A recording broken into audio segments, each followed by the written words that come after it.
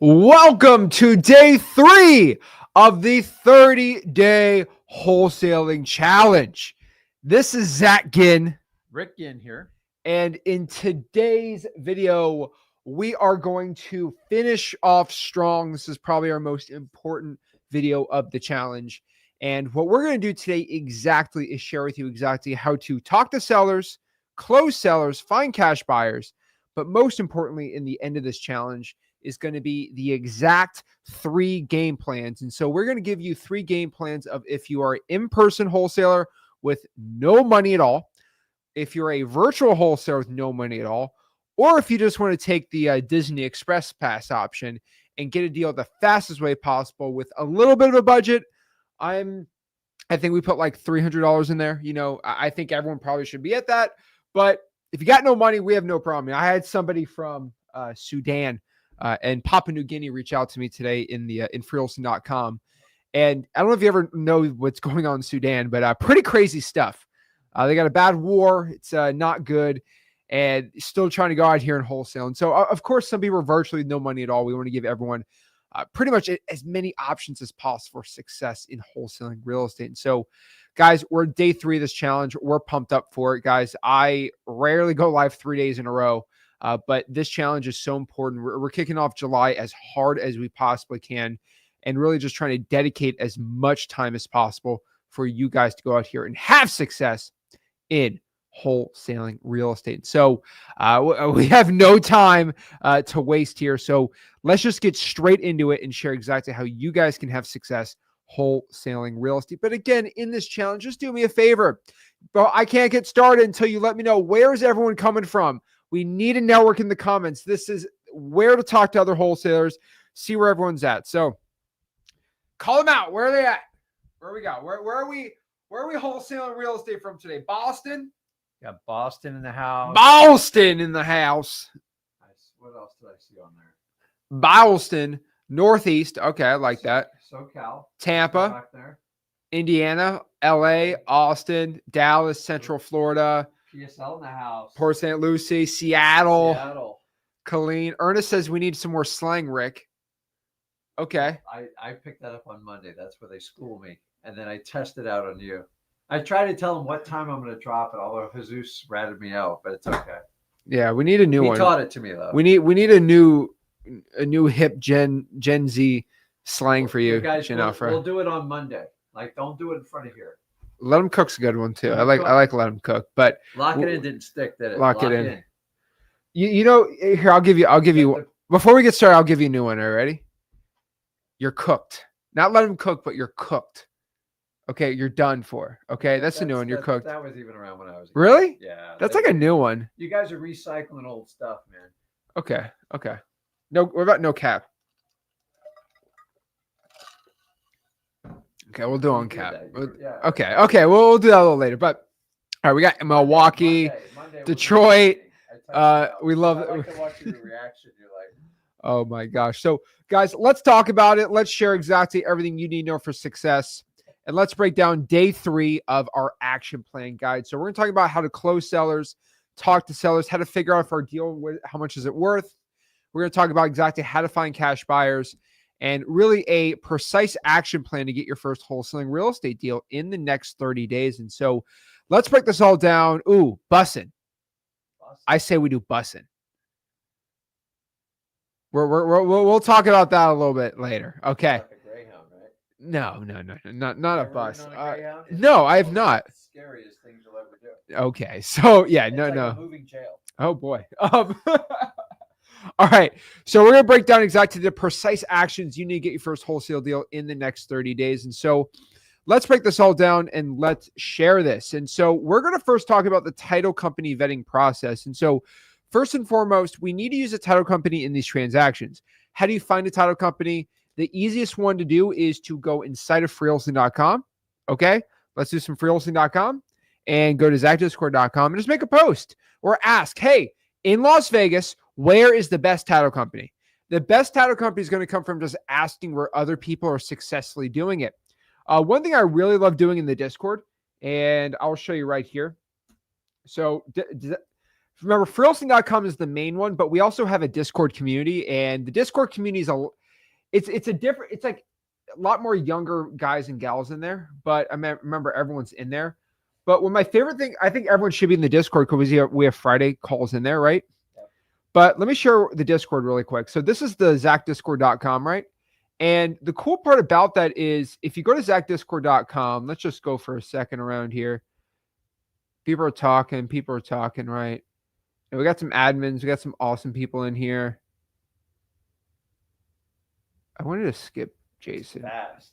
Yeah, it's pretty cool in here. Let's skip Jason. I'm going to talk. Yeah, okay. Jason's on here right here. So shout out to Jason. He's got his shiny one. He's got the verified closer badge in zachdiscord.com. You know what that means? That means he's done over $250,000 of closings. That's pretty dang cool. That's why he gets the shiny holographic Jason Goot because he's done that. And if you're an admin, you get that too. We own real estate with Jason. Yes, we do. But basically, Jason, we own real estate together, all that stuff. He's a cool guy. Some people talk about how cool it is to get married to somebody. How about you own real estate with someone? That's you get to really know someone, right? Me and Jason, we're locked in with the deed. Okay. It's sometimes harder to unwind a real estate deals here. There ain't no prenup on that one. I'll tell you that. So I don't know where you meant that one, but okay. All right. So Jason Goot's right here. And that means he's basically done over $250,000 of closings. He sent me over $250,000 in HUDs, or I verified it with him. And basically that means he's as legit as they come. And so that means I just click here and I can choose right here to go message him. Hold on. Is he not accepting messages right now? He's on the phone. Yeah, he doesn't have a messenger on here. Oh, I got to add him as a friend. I don't know why I haven't done that yet. Okay. So basically, when he adds me as a friend, hopefully he does. Be my friend, Jason. You can go click and message him and just say, hey, Jason. Hey, I just saw your verified closer in zachdiscord.com. That's pretty dang cool. And you can basically just say, like, hey, Jason, like, what closing attorney you use in South Carolina? Pretty cool. Right? There we go. Oh boy, Jason. Okay. Jason in the chat. But basically what I mean by this is I can go direct message him and just ask him, hey, what closing attorney you use? And that's the coolest part about finding title company. Just ask successful people in our communities and they're more than happy. We're not scared to share who we use for a title company, right? And so also when you talk to a title company though, you need to go out here and make sure you vet them properly. This means you ask them the right questions. And so there are 4 main questions you have to ask, right? Yes. Your title company. So what questions to ask a title company? So you have to predicate it is I strongly recommend that you work with a title company before you do a wholesale deal. And I know you go, well, how hard can that be? I'm just telling you, I've watched more deals screwed up by a title company that refuses to work with people like us wholesalers. So you have to understand is do this process before, because the worst thing you do is go out and get a great motivated seller that needs to sell and have the title company screw it up. And if you don't think they have the power to do it, trust me, I've watched it over and over. I've watched them screw up deals of mine. So you want to do this process before you get a deal. This is a non-negotiable part because it's not hard, but it has to be predicated. So the first one is I simply ask them, do you guys work with assignment of contract? Shut your mouth and listen carefully. I'm looking for absolutely yes. If you get a long-winded explanation, I don't know if I'm even moving on with the conversation. Or if you get a hard no, they did you a favor. Remember, we look at this like qualifying. I'm not selling them anything. I'm trying to bring them in and work with my business. So you have to understand that. Number 2, ask them how many wholesaling deals they have done. Don't start out, do you work with wholesalers? It's such an open-ended question. Some of them don't even know what a wholesaler is.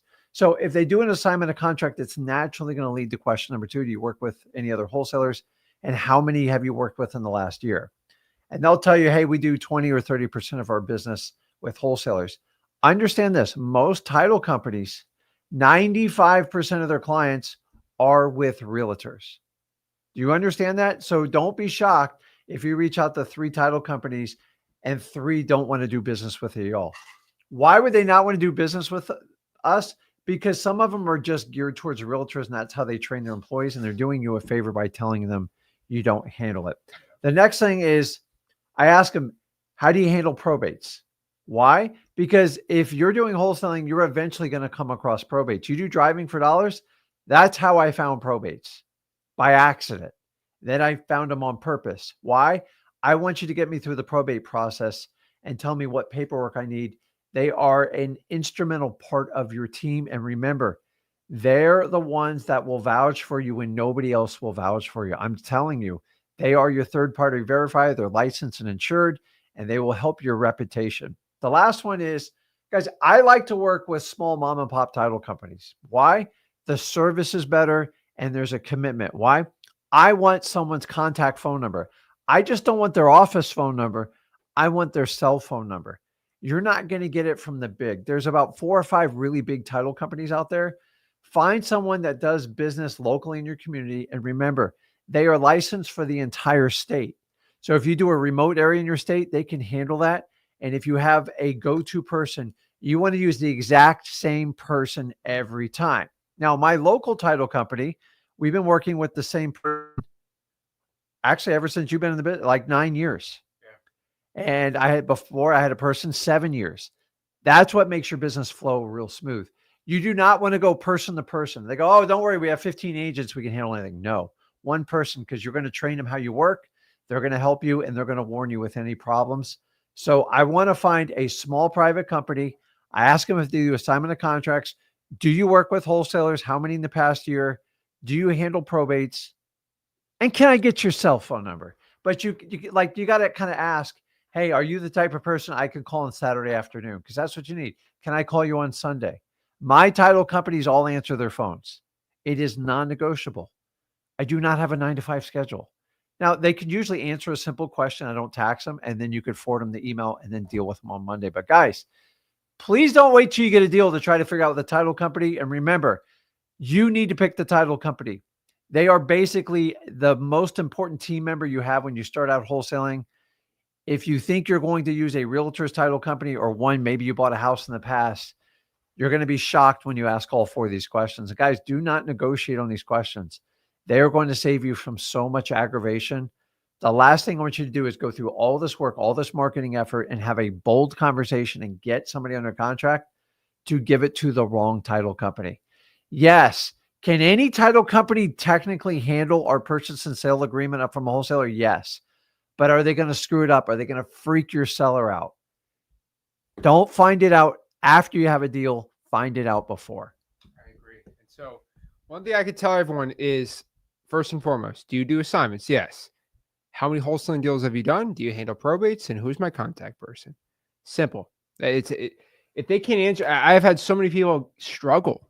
They're like, this title company asked the seller if they're okay with making a $60,000 assignment fee. It's like, wow, jeez, man. That's ridiculous. So yeah, we got to vet it out. And so the next question we get, and probably one of the most common ones, for a beginner, and this is something we have to go forward before we start getting deals, is like, how much is my wholesale deal worth? Remember, I like to look at wholesaling as buying $100,000 bills. Now, a lot of people don't know this, but there's actually $100,000 bills. And so let me show you what it looks like. But they used to do these like for banks and stuff before they had like digital currency and stuff. But this is the way I look at wholesaling, because I'm mentally crazy, but everyone knows this. Like, this is a legit, like, I think it's a real bill. It's a real bill. It's called the $100,000 bill. Worth $100,000 now? Yeah, it's worth $100,000. But it's worth more than that. Yeah, probably. But it's basically back when it was Woodrow Wilson. Don't ask me why. But basically, it was I'm not sharing it. Here you go. There you go. It was a $100,000 bill. It's still legal tender in the United States. Now, the reason I say $100,000 bill is, just think about it, okay?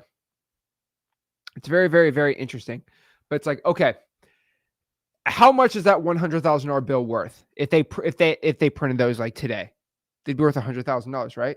Mm-hmm. Now you have D serials and F serials, and of course some are worth more than. But let's say, just to make simple, this bill is worth $100,000. Okay, so how easy would it be to make money if you just flip paper? Oh, well, we do flip paper in real estate, don't we? Okay, whatever. But like, think about it. What if somebody says, hey, I'm looking to sell this bill. What would you offer? And like, I want a cash offer. And I say, would you take 60 grand on that? And they say, no, I have to be at 90. Would you take 70? Sure, do 70. Perfect. And then I go sell this bill and guess what we sell the bill for? A lot of people think we sell the bill for 100. No, you sell the bill for 90. You write a contract to buy this bill for 70 grand and you sell it to a guy for 90 grand. You make $20,000.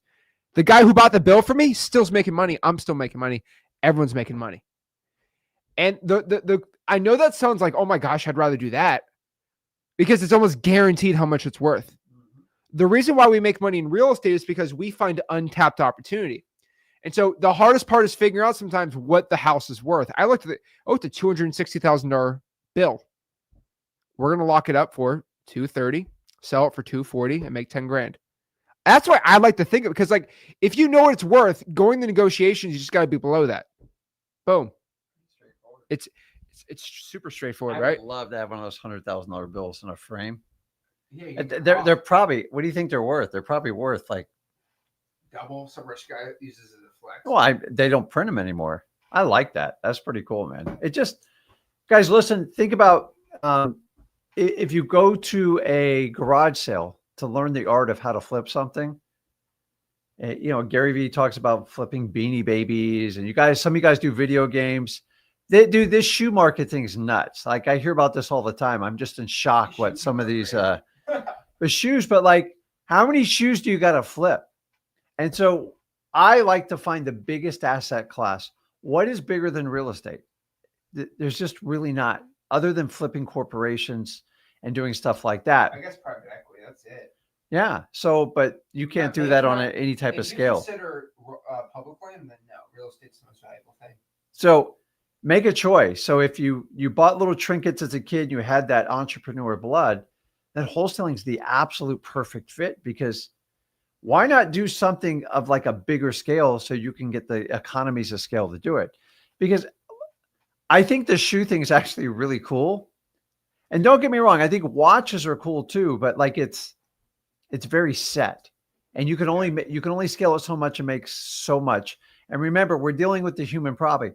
The problem is, even if someone has a trashed house, a Rolex is worth a certain dollar amount, and even unless you bang it and crack the crystal or something like on it, you don't get the opportunity. With real estate, guys, people who buy I love when people say, I'm going to buy my house and in 15 years, it's going to be double the value, and I'm going to make a $300,000 in appreciation. I mean, it will, but the reality of these houses is some people don't take care of them.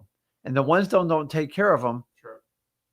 If you added up every Home Depot receipt, all the design and the furniture, I'd be willing to say most people, if you really had to figure out the value of the dollar on their personal home, they don't make nearly what they think they do, because they personalize it. How many houses we buy, I'm like, what were you thinking? But we talk about this all the time, right?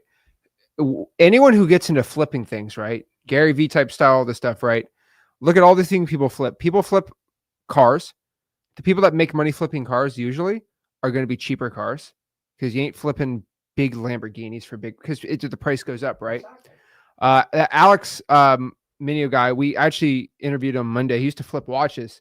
If you look at people who flip watches, they're not flipping $600,000. They're flipping the $5,000, $6,000, $7,000, because when it gets to a value of too high, you can't flip them. The sneakers, you ain't flipping $7,000 sneakers. You're going to flip the $100, $200 ones, right? And in real estate, we flip the cheapest houses. Thankfully for us, the houses are still kind of expensive. There's $200,000 houses, but like, it's easier to flip a $200,000 house than it's to flip a $200,000 car. But so much easier. Because it's considered the lower end. It's lower end. Yep. And so every type of person is going to have that. And so we have to figure out what this $100,000 bill is going to be. And so in wholesaling, we have to find the value of the deal. So how do we figure out the value of the deal? What I like to do is I like to look at ARV and comps. And so this is a pretty simple equation, but what ARV repairs and all this stuff is we have to figure out, ARV stands for after repair value. Okay. After repair value stands for what the property is worth after it's been repaired, when it looks all sexy and great and everything, right? Now, that means that ARV is what the house is worth in its best condition, HGTV style, A&E TV show, whatever, right? Whatever that style is, right? Perfectly done. That's what the house is worth. Repairs is how much it's going to take to bring that house up to that standard. Now, AR is exactly the after repair. So the repair cost needed. V is value. So if you take ARV, I know this, stay with me for a second. If you take ARV, AR is repair cost needed. V is the value after it, basically the MAO. And so if you want to look at what ARV is what the MAO is plus the repair costs. Stay with me here. ARV is MAO plus repair costs. Think about that for a second. MAO plus repair costs to a point, right? You know what I used to think ARV was? What somebody told me? Yeah, what? I know what it is. No. Like, I was so stupid when I first started wholesaling. Somebody asked me, what is the ARV? I go, it's the actual retail value. And that phrase comes off the Price is Right. But like, I didn't know, like, and you learn it. Like, I go, and somebody go, no, it's after. I go, you sure? Anyways, I corrected myself, but I go, it's the actual retail value. The only reason you never got in trouble because you never said it, you never say ARV to seller, so they don't really even know. Listen, I'm just showing, like, I didn't know everything. I didn't know a lot when I started. I went through and do it. And I think we get so tied up in ARV and all these numbers. You know, I just recently did a video and I talked about it, is you guys are trying to comp. Well, I don't want to get ahead of myself. We can get in the comps, or we're talking about this right now. So here's the reality is, here's how I explain it. I'm old school simple. When it comes to wholesale, this is actually everything we do is wholesale. If you talk to a food company, a restaurant, what do? They try to buy things cheap as possible. Usually got to buy it in bulk, and we buy low, right?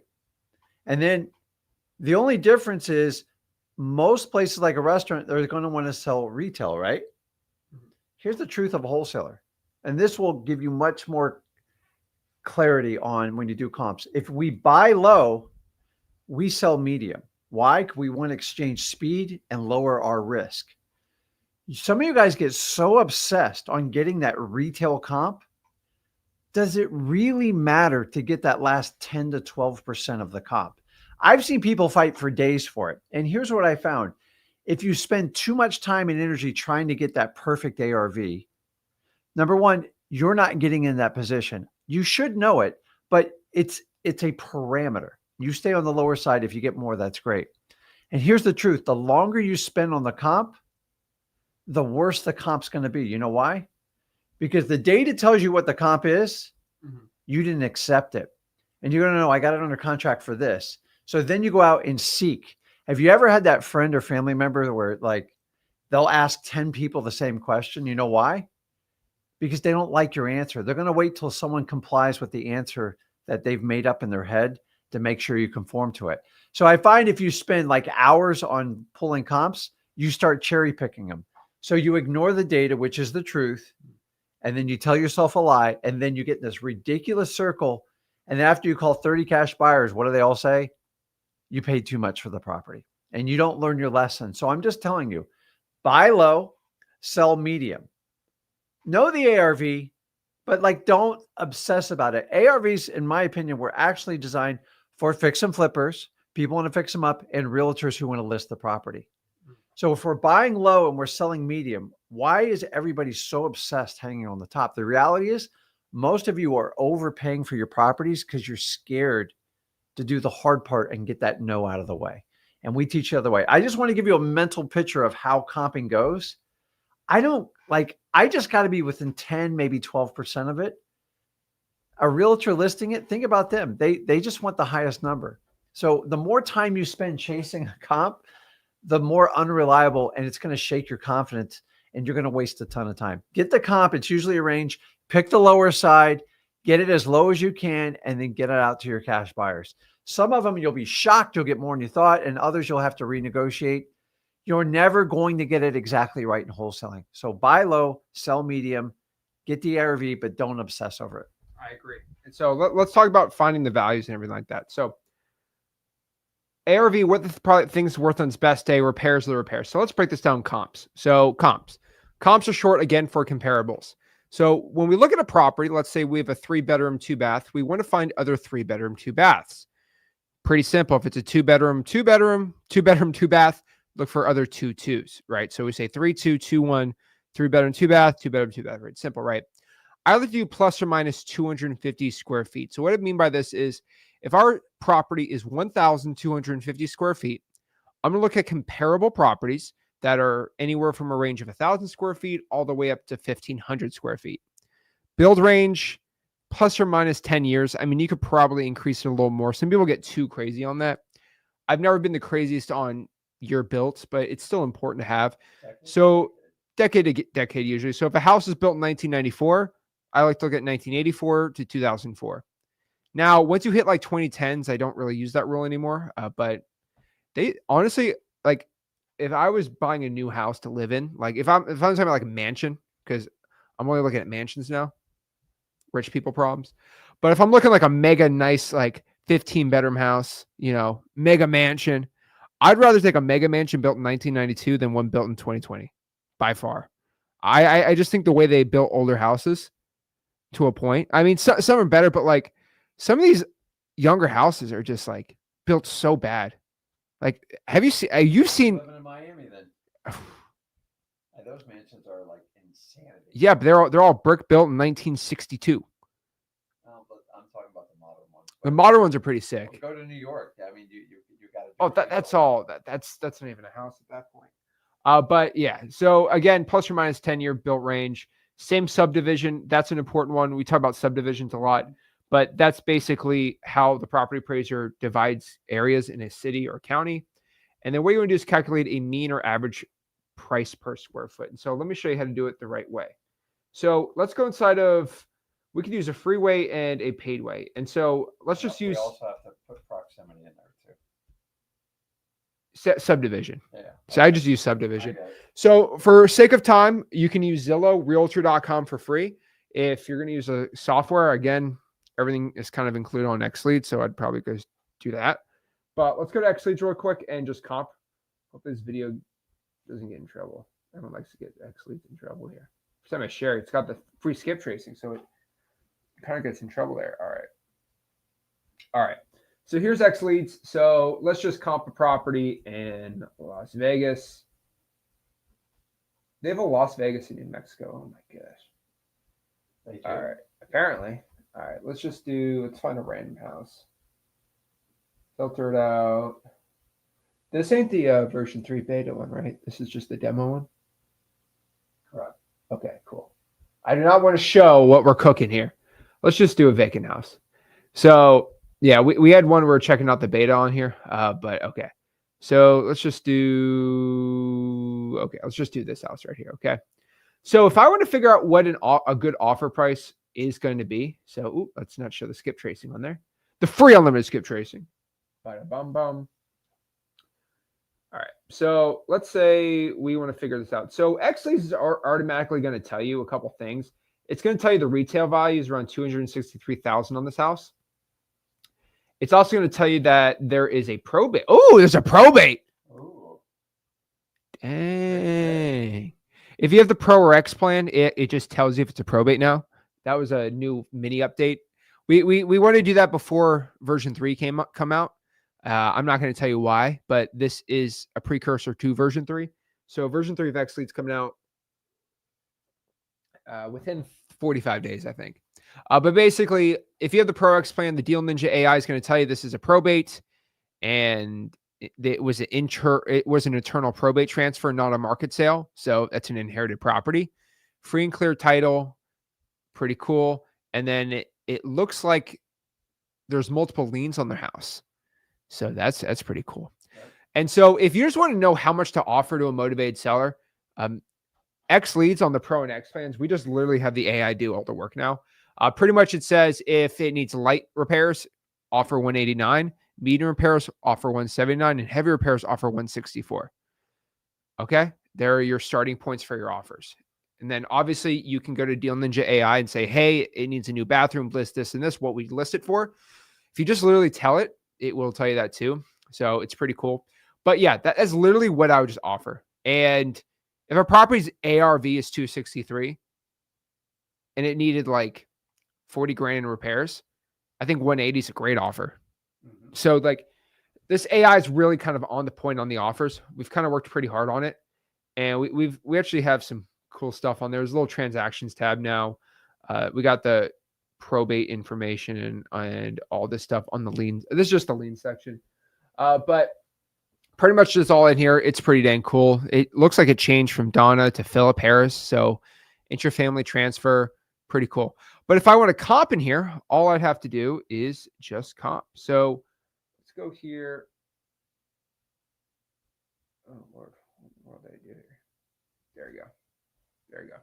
So if you go here and search this area, we're just going to start comping it. And so I got to refresh my screen here. Hold on. I think this is the beta one because it's, yeah, this is the beta one. Oh, Lord. I think I didn't reveal anything on here, but we can't show this on here. So let's see here. Just refresh it.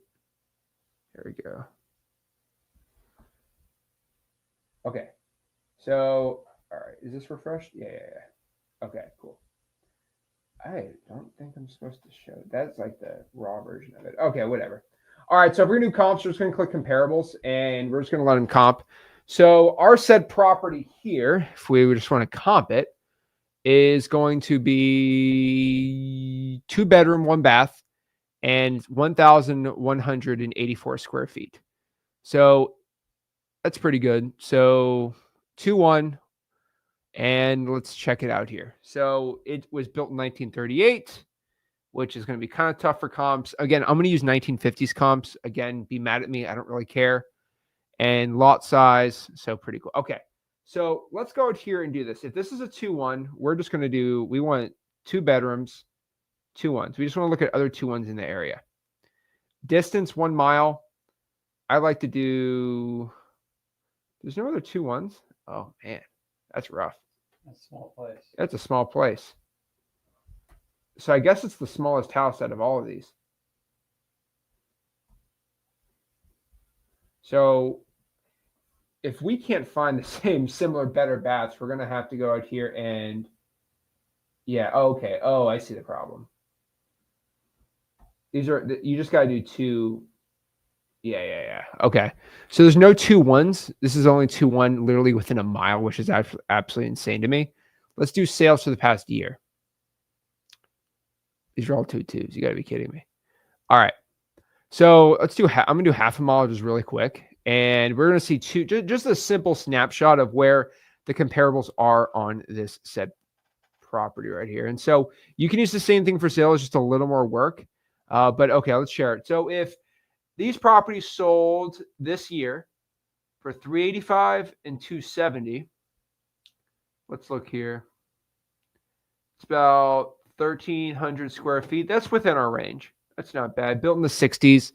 Not bad. Let's just use these two for comps. Okay, plus and plus.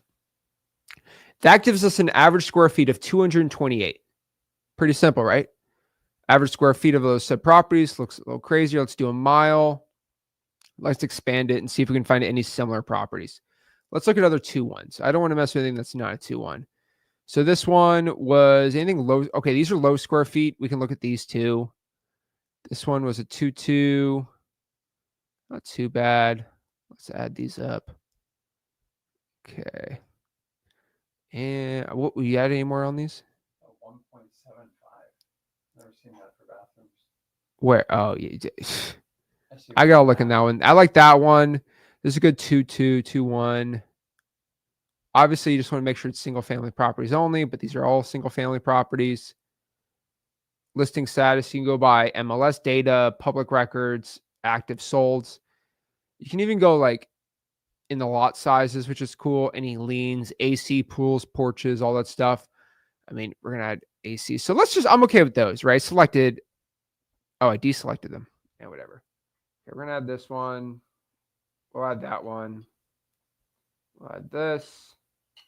this and The that. ones are a little more challenging, but there's a lot of demand for them, and they're usually the lowest price points. Yeah, so let's do. Doesn't mean you got to live in it. Get rid of Most that 2-1s line. wind up being a rental unless it's in a special area. Okay, cool. So basically, look at the ones I like and the ones I don't like. We're getting an average square foot of these other properties about 1,100 square feet, which is similar to ours. That's awesome. Average AVM, I don't care. Average sales 301. Average square foot's 260. So what I'm going to press here is I can just do it myself.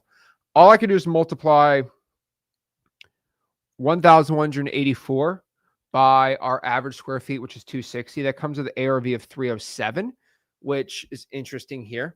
So again, is that a little too high? I probably would get rid of these two. I think these are just a little, I always like to get rid of the outliers. That brings us to 225, 1184, 266. I think that's pretty on par. So what I'm going to do here is just click download report. And what it's going to do is just give us an ARV offer comping report. And so AVM is the valuation model that Xlead has.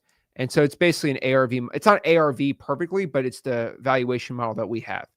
And basically, when you press download report, you can even send it to a cash buyer. I don't like sending reports to cash buyers, acting like I'm the expert, but it's a good report you can give to other people just to show where you're at on the property. Like my employees can go grab it if they're doing like comping, but this is what the Xlead's comp report shows. So this is our subject property with a boat. Nice. Big boaters up in Vegas. But basically, yeah, they got lakes. And so 2-1, 1,184 square feet, quarter acre. And it is a corner lot, you have to admit, but it is literally on a road. So I think a kind of a lot of roads. Whatever. Wholesale score 732. That's pretty good. It's going to be in high demand because it's going to be a rental. Yeah. Well, it's a probate. Yeah. It's a probate. So this is telling you the comparable averages.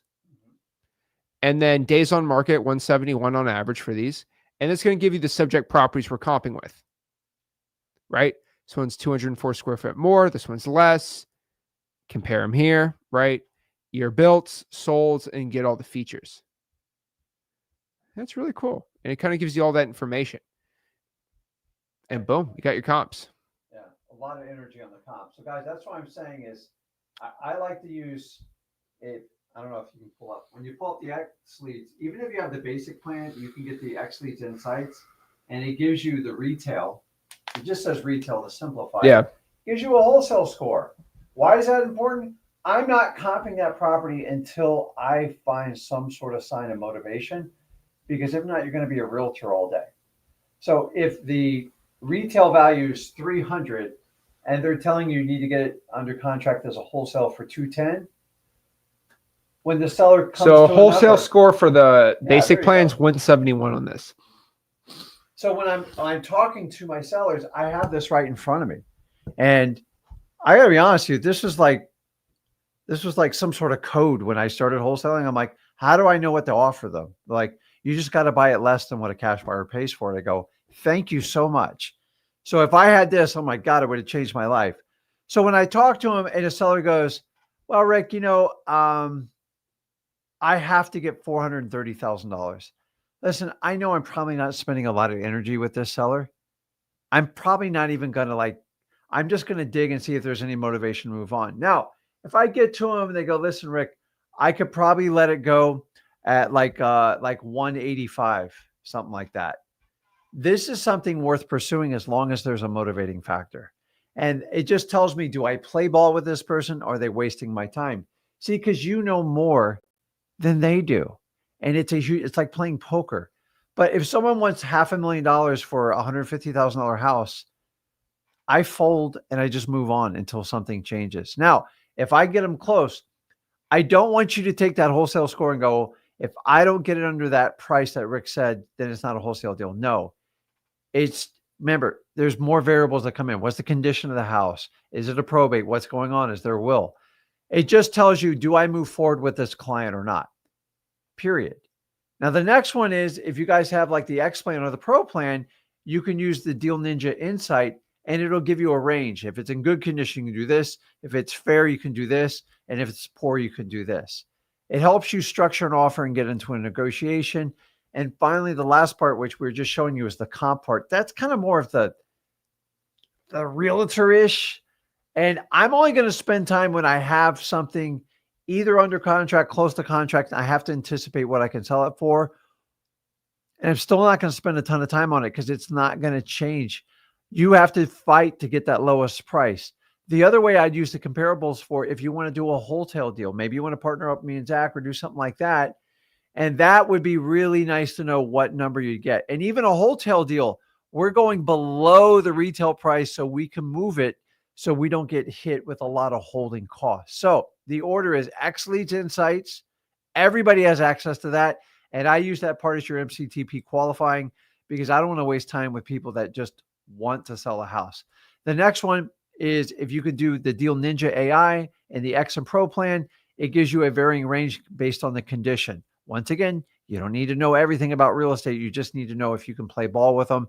And then if you want to go to final dispo and you want to smooth it out, then you go to comp report. Do it in that order, guys. But a lot of you jump to the comping and you spend hours, if not days, doing it. Remember, buy low, sell medium. The comp you guys are looking for up here, and 9 times out of 10, you never even have to sniff that part of it. I want to buy it as low as I can. It doesn't matter how the comp is.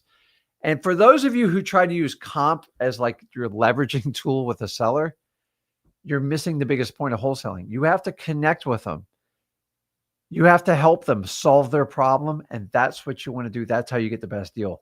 Shoving a comp report in a seller's face is going to actually somewhat discredit you, especially in the beginning. Now, maybe at the very end, but that's about it.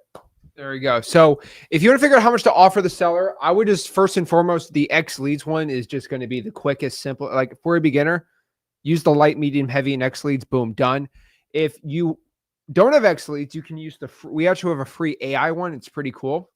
It's just in freeholsing.com. This one's actually more accurate because you put more information in it, but it's not as quick and simple. So it's definitely up to you which one you want to do. If you just go to if you go to freeholsing.com and then you go to ARV offer section and you go to repair costs, the whole offer sheet is on here. Let me show you how that works really quick. So you go to freeholsing.com, ARV, our free ARV MAO calculators right here. Let me actually throw that sucker in the comments. Again, freeholsing.com is going to have it right there. There you go. Let's go to freeholsing.com. So I'm going to put it on the bottom here, freeholsing.com. But basically, you just got to go here and you put your information. And so let's go out here and do the size. So let's say our property is 1,250 square feet. Does the property need a new roof? Yes or no? I would say no, doesn't need a roof. Does the kitchen need updates? Yes. Does it need new flooring? Yes, it needs new flooring. We have 1 bathroom that needs to be renovated and 0 bedrooms. What I'm going to do is add the Zillow link on here. So let's go out here and add the Zillow link. Let's just do a random house in Zillow, Las Vegas. And I'll tell you why we do that. It just needs to add a Zillow link. That one's good enough for me. We're going to paste that property in there. And does that have foundation issues? Yes or no? I'm going to put no and just press generate summary. You press generate summary and it's just going to give you a little prompt to give to AI. Copy it. And they're going to press send to ChatGPT. And it's going to send you out here to ChatGPT. And I'll show you what it looks like here. Send you right here. And you're basically going to ask ChatGPT to give you all of the costs and the repairs and all the stuff. Now, one of my favorite things no one ever does is you can actually, if you went to the property or you have pictures of the house, you can send the photos of the damages to ChatGPT, and ChatGPT will give you a perfect, close to a perfect estimate. Like if you take a picture of your kitchen, like if you take 10 pictures of your kitchen, get it to ChatGPT, how much would it cost to update this? It'll give you an amazing repair estimate. If you say, this is how many square feet my house is, here's what my current flooring is, how much would it cost to make the flooring look up to date and modern? It will give you a perfect estimate. Pretty crazy, right? Nice. And we're going to get to the point probably next year. I've been experimenting with this. You can just probably upload a video walkthrough of the house and ChatGPT will probably take that information. We're actually looking on Xleads how we can do that, of how, I probably shouldn't say this publicly, but like video walkthrough of the house. And then AI is like, okay, repairs is this. I was like, go on the roof now. But basically, the cool part about AI, it's going to have some crazy changes in the future. And it's going to get really, really scary. I'm not going to lie. But you know, AI can like almost, I think for some like radiology stuff, it can detect cancer in a scan better than most humans, which I think is actually crazy. It can detect it like a year before the human eye can even perceive it. It's gonna perceive if there's a leak or not. Especially with how good camera quality is on phones now, like it's gonna get crazier and crazier. And so ChatGPT, it's gonna tell us how much repairs are. So it says total is going to be around 32 to 65. Let's do $51,000 in repair, 51,000 in repairs. Okay, perfect. And then you can also ask this. Ready? What is the ARV of this house? And give me comps. See what it does. This is like the premium ChatGPT, so it should be a little better. Are these real? Let me look. Let me see. Let's see if these are real properties. Unless it's giving me fake addresses. Oh, wow. That's a real comp. Yeah, let's get off the internet. Holy moly. These Xlead's comps are good, but like ChatGPT is coming. It's coming hard. I'm not going to lie. It's pretty scary. June 6th. Look at these. 3, 2, 2, 1. Oh my gosh. It's giving you a whole comp report. So it's telling you ARV is likely 380 on this property. So let's look at what Zillow has this property on. So Zillow has this deal at, it's saying 380. Zillow has it for 325. So again, a little off on the ARV side, but still not terrible. Still not terrible. Okay, not bad, not bad. So it's listed for 320. So we're going to go back here to the repair estimator. Let's see. Give it another year. It'll get even better. Here you go. Okay. So let's say it's 320. Repairs are 50 grand. And this is the free version. Obviously, there's a premium one and Xleads on this, but like literally anyone for free can do this. Generate MAO. Your MAO is 243. Your offer should be 170, which is going to be roughly in line of Xleads. Xleads says offer 179. It's a little more accurate, but again, we're not even using AI like powered stuff here, really like anything good. But basically, your MAO is 243 on this deal. I don't think this is too off. I really don't at all. I would say the MAO should be slightly higher, maybe, but you're giving it $50,000 of repairs. So probably that is correct. And you have a really sick looking thing. So LAO, explain LAO for a second. So what's that LAO compared to the MAO here? So we've already been over MAO, right? Yes. There's my ADHD kicking in. So if MAO is your maximum allowable offer, we coined the phrase LAO because as a wholesaler, from a realtor's perspective, they always go like high. So a wholesaler has to do the opposite. So the biggest mistake I see most wholesalers make is they go, okay, my MAO is 200. I can't go above 200. And then here's what they do. I'm going to offer 185,750. And so your MAO is here and you offer right below it. Why? Because you want to get a yes and you're scared you're going to get rejected. So here's the question. If your MAO gets rejected, what are you going to do? You're going to go 186, 187, 188. You have no room to negotiate. And honestly, the harder you chase that seller, the worse the outcome is going to be. So we created the LAO, least allowable offer. So say you had a property worth 250 right here. So that's the retail. Instead of you coming in here, I should have brought out the chart today. Yeah. I'm going to have you come in down here because let me ask you, is it easier to go up in price? Yes.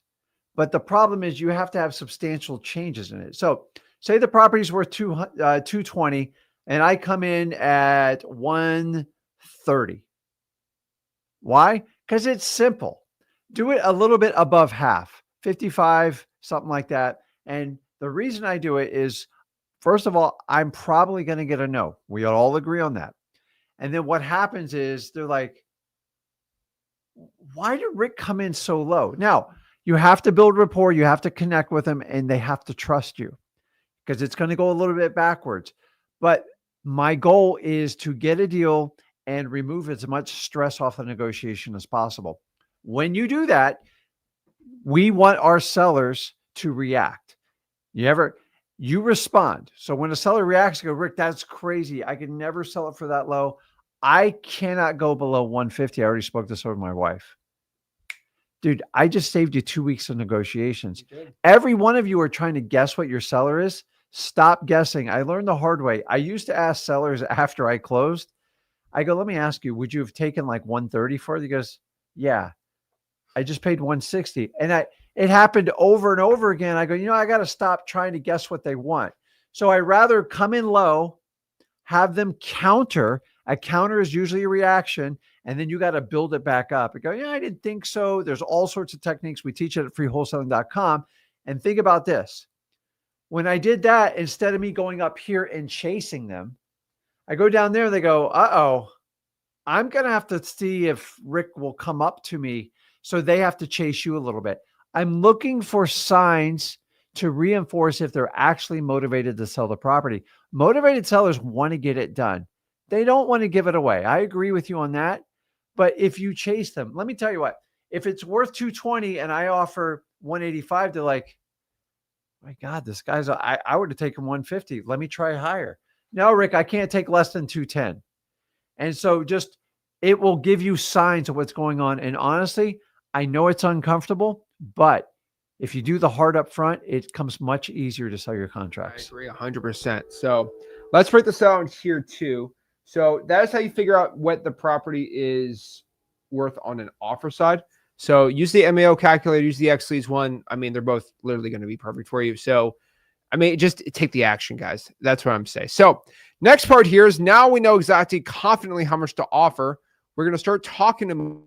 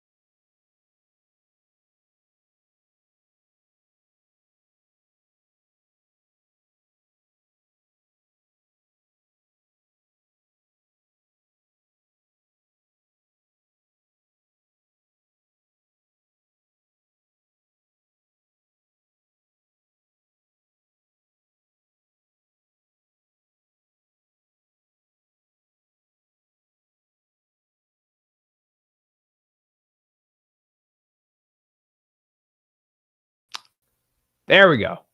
Back on. Oh, Lord. Scary. That was, I don't know why. It did that yesterday too for like 5 minutes. Oh, Lord. Whatever.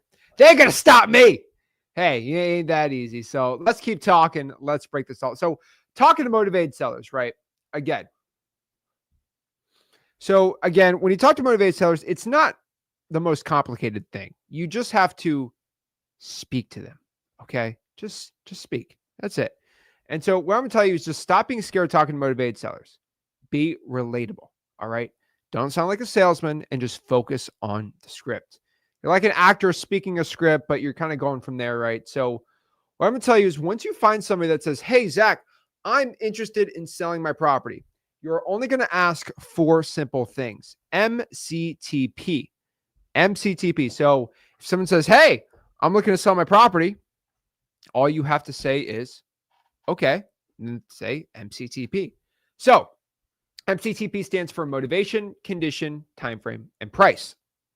And so basically, let's kind of, go over this conversation. So, hey, I'm looking to sell my property. You just say, oh, okay, perfect. Well, can you give me the address, blah, blah, blah. And then you get into M, motivation. Ask them, hey, Mr. Seller, why are you looking at selling the property? C, condition. Can you tell me a little bit more about the property?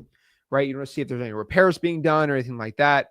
And then T is time frame. Mr. Seller, when are you looking to sell the house? And then P is price. What's a good ballpark range you're looking to get rid of or sell the property for? MC, TP. That's the script we always use for motivated sellers to talk to them. And then from there, we're going to go into more of a conversation. So let's repeat after me and go over this. So M, motivation. Hey, Mr. Seller, why are you looking to sell your property? C, condition. Figure out what the property's like entire kind of health is.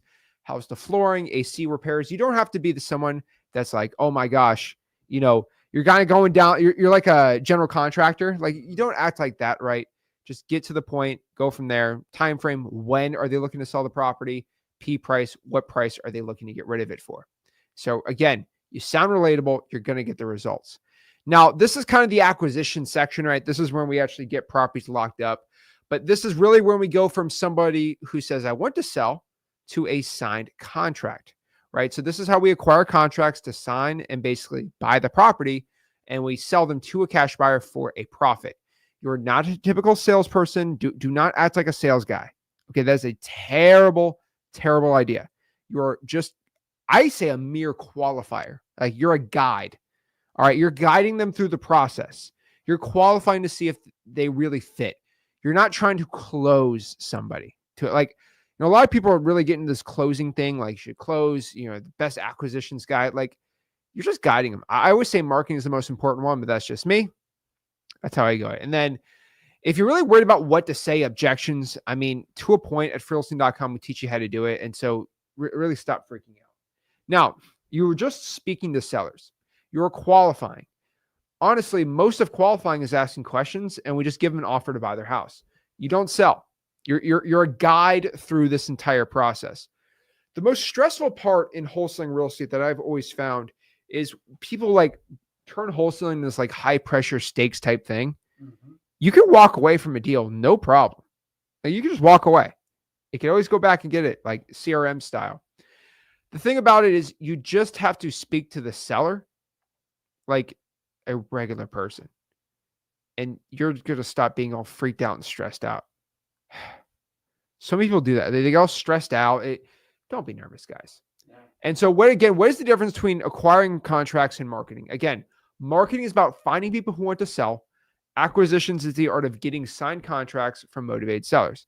So let's break down how to get the contract signed. First, before we get the contract signed, we have to know what is a motivated seller. We do not give offers. Actually, repeat after me. We do not give offers to people that don't want offers. We don't give offers to people that don't need offers. We don't give offers to people that are not motivated sellers. And so what is a motivated seller? Let's break this all down. So a motivated seller is somebody who wants to sell the property due to a circumstance or what we call a, quote, motivating factor. So somebody is going through a divorce, foreclosure, code violation. They're sick of the upkeep, tired landlords. You name it. We talk about the sucker all day, right? But we only do give offers to motivated sellers. And so the conversation with the motivated seller is going to be all about confidence. Confidence is the high level of belief in what you are talking about and the things you do. And so if you want to have confidence, you want to feel confident when talking to a motivated seller, you have to be high on the belief that you know what you're talking about. Believe in yourself when you ask them, hey, Mr. Seller, are you interested in selling the property? When you don't believe what you say, you're going to sound nervous because you're internally lying to yourself because you don't believe in when you don't believe in what you're doing and you say you're doing, like you're going to start lying. When you start lying, you start giving verbal cues. You start looking up, you start saying, you start getting shaky. You start speaking too fast. When you're calm and chill, like you're not lying, right? You're not freaking out over this. And so have confidence, believe in the words you say.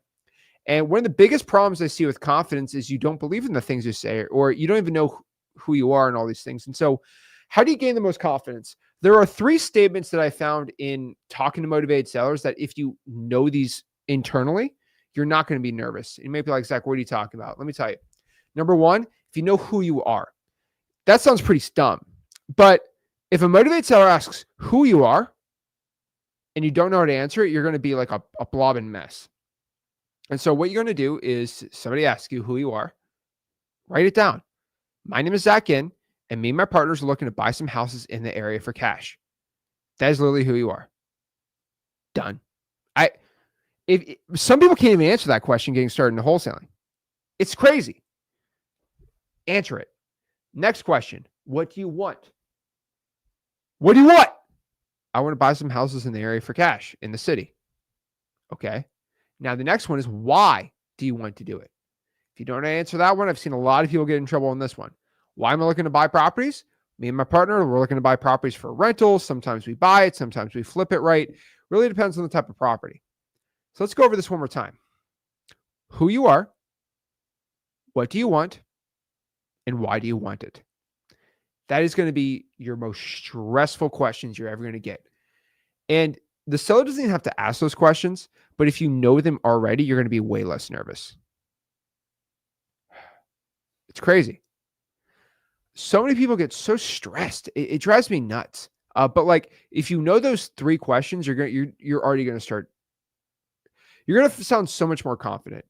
And so 80% of your acquisitions is listening. The other 20% is asking, basically talking, and you're asking the questions. And so in a conversation, there's something called the 80-20 rule. And what this 80-20 rule basically states is if you are having a conversation, a full 100% conversation, 80% of the entire conversation is straight up going to be them speaking. 20% is going to be you talking. And then everyone's like, well, what do I say during the 20%? Well, what you say during the 20% are questions. And like that's how the conversation goes, right? Yeah, you guys got to understand, God gave you 2 ears and 1 mouth. Like you don't need somebody telling you the obvious. Yeah. The real reason why you do it, because if we have to solve a problem and you're going to be a guide, because there's no magical phrase to make somebody sell you their house. Sorry. Realtors can do it for listings, but we actually have to buy it. So if there was a magical phrase, you're just going to improve your closing ratio by 30%, I'd give it to you. I've tried every one. It doesn't work. What I find works is, number 1, I find most people when talking to sellers, when they get nervous, what do? They talk more. And if you talk too much, you're going to have to stick to that 80-20 rule. You know why? The only way to solve someone's problem is to listen. They give you all the clues. You just got to ask the right questions. Think about how a reporter when they put somebody in a corner and they just kind of keep going at it. Now you can't attack, but it's got to be questions to get answers. And you can probe it. How did it make you feel? Remember, I want to get the emotion. I want to get the reaction out of them. But you have to hear what your sellers have to say. Otherwise, you're guessing how to solve their problem. So if you can't guess what they want to sell it for, stop guessing on how to solve their problem.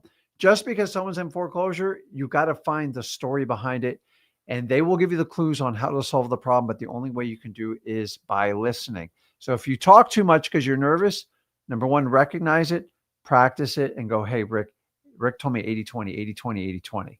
You're 20, they're 80. If you're doing it the other way around, fix it now. The only way to solve a problem is take the clues that your prospect, your seller gives to you. And that's how we operate as a guide. Salespeople just keep pushing and pushing and pushing. Remember, we're helping people that need to sell their house. A salesperson helps people that want something. I want a Lamborghini. Convince me why I need it. Why do I need a Lamborghini over a Honda Civic? Because it's going to make you feel good. We're 9 times out of 10, guys, we're selling certainty. Selling, we're giving. We're not selling, we're giving it. You've got to listen.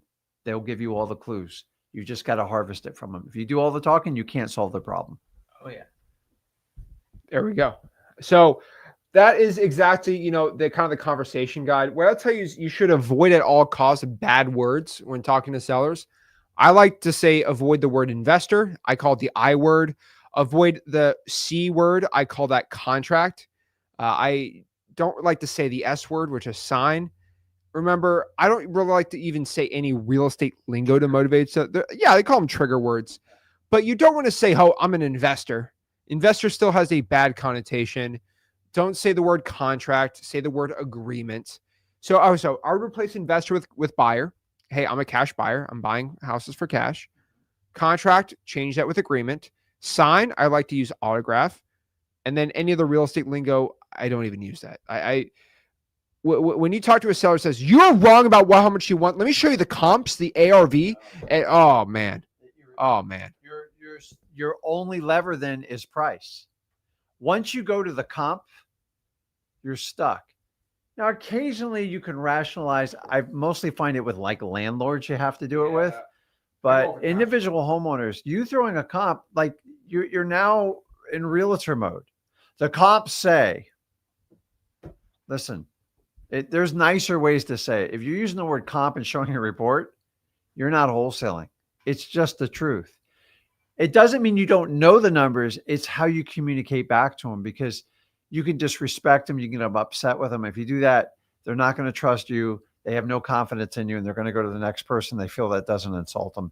Listen, the bottom line, people's personal houses, they take it very personally, the amount they think it's worth. And if you go, hey, you're wrong. Because when you do comps, you're telling them they're wrong. So I don't use comp unless I have to I'm only dealing with an analytical person. And honestly, those have a much lower probability of getting a great wholesale deal. Oh yeah. I'm telling you right now. No,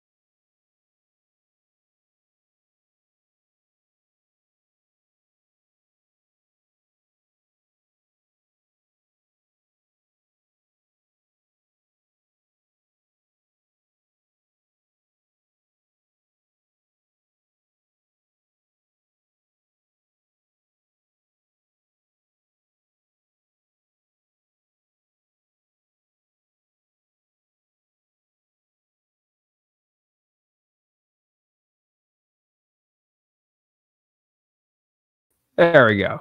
There we go. We kind of had some storm issues with this internet, but hey, whatever. No big deal. We'll get this. We can edit this on YouTube now, so I think there's no problem there. But okay, let's keep talking. So again, when talking to motivated sellers, very important to build that rapport, but that rapport is obviously going to come here from actually going out here and knowing what to say. And so we're not salespeople. Just understand that. Okay. So believe who you are. So again, who you are, what do you want, and why do you want it? So go and listen and you'll get. Next part here is tone and tonality. Okay. So how you say words is almost as important as what you say. Have a smile and match the seller's energy. And so some things I do to build trust with a motivated seller is going to be what I call the Ford method. Ford stands for talk about their family, occupation, recreation, and dreams. So you can add some humor if you're a funny guy. Let the seller speak mostly. Care about the seller, their needs, and be as authentic as you can. Now, before we give the offer, this is a must. Okay? We must condition the seller. No, how many times I have said this. For Wholesaling.com, this is a blatant rule. But if somebody says, I'm interested in selling my property, you talk about it, you do not give somebody an offer just off the bat. Would you take $300,000 for it? The problem with wholesaling is when you spell out an offer, they can hit you with the worst possible thing. So a lot of people, let's go back to high school for a second. Okay. Let's go back when we all had a little more hair and we were 50 pounds lighter. And remember Susie Q was the best girl in school and you wanted to ask her out to prom. A lot of people think back then in high school, the worst thing that could ever happen is Susie Q says, ew, no. And then you trip on some mud and then, everyone in school is laughing, say, ha, ha, ha, ha, ha. A lot of people think that's the worst possible thing. It's like, oh, wow, you got rejected. Like, how is that like embarrassing? Like, at least you asked, better than not asking, right? No, the worst possible thing is Susie Q. You ask her to prom and she says, maybe. What I'm going to do is I'm going to look for somebody better than you. And if I can't find them, then I'll go with you. That's the worst thing Susie Q can tell you. The friend zone. It's worse than the friend zone. Okay. It's bad. Yeah. So if you ever went through junior high or anything like that in high school, it's just, you got checked and basically, let me see if somebody better comes along, and if they don't, I'll consider you, Rick. And I got to tell you, man, they do the same. The same thing happens in wholesaling. I call it kind of the friend zone, but it's like, hey, Susie, did you make your decision yet? No. Okay, I'll come back in a month. And then you're pathetic. Or maybe you do the Sadie Hawkins dance, and you're asking the girl. You got it all wrong there. So it's that's when the girl's supposed to ask the guy. And you do it the other way. What I'm telling you is you can't sit in that zone. And maybe is you're being optioned and it's the worst decision and it will torture you. And I spent a lot of time in wholesaling. I go, man, how can we like eliminate this? And so that's how we came up with preconditioning. And by the way, a lot of industries do it. You have to do it's technically called framing. And the idea is you hold people to their word. So if you have a one-on-one conversation with someone and you have an agreement, most people won't break it. Also, it snuffs out people just kind of wasting your time. Why go through an entire presentation of an offer if they're not really looking to sell the house? So once again, it re-verifies motivation, make sure you have the right decision makers, and get you a bottom line answer. And I'm here to tell you guys, no is not the worst case scenario. I like when people give me definitive answers. You ever grew up around that parent goes, we'll see, maybe? Like, we'll see is like code for, I'm never going to do it, but I'm not going to tell you. That's like small house. What a realtor say? It's cute. It's a cute house. Oh, it's tiny. So anyways, you want to do that preconditioning to avoid being caught in the friend zone, because they're never going to make a decision and they're going to option you forever and they're going to waste a lot of time and you won't make any money. I'd rather you get a no so you can move on to the next person. Exactly. And so what you should know about this is you can stop somebody from saying maybe. You can force them to make a decision. And when you force them, most of the time they're going to say yes when you force them. Forcing them, you're just asking. You're forcing them to make a yes or no decision. You're leveraging them if they decide to back out on their agreement at the end. You remember we had an agreement up front that you yeah. yes or no decision. You're basically forced to make an agreement. You're right. What are they going to do? No, that never happened. No, they're going to honor their word. It's just usually two people in the conversation. Sometimes exactly. So the big question Daniel asks, how do you do it? We show exactly how you do it. So how you do it is you ask them this question. Before I come and see the house, I don't want to waste your time or my time. And I know you're very busy. I know I'm very busy. So what I do is I just come out, I look at the house once, and that's all we do. So I just want to make sure before I come out and see the house, are you ready to make a yes or no decision on selling it when I come by tomorrow? Simple as that. Again, we can read it kind of. I don't like going word for word on a script with this. Vary that a little bit, put your own spin on it, but like I let them know I'm okay with a no decision. I'm okay with a no decision. So we both do a little differently, and we're getting the camera redone, but we're buying like 2 more mics, by the way. But yeah, everything.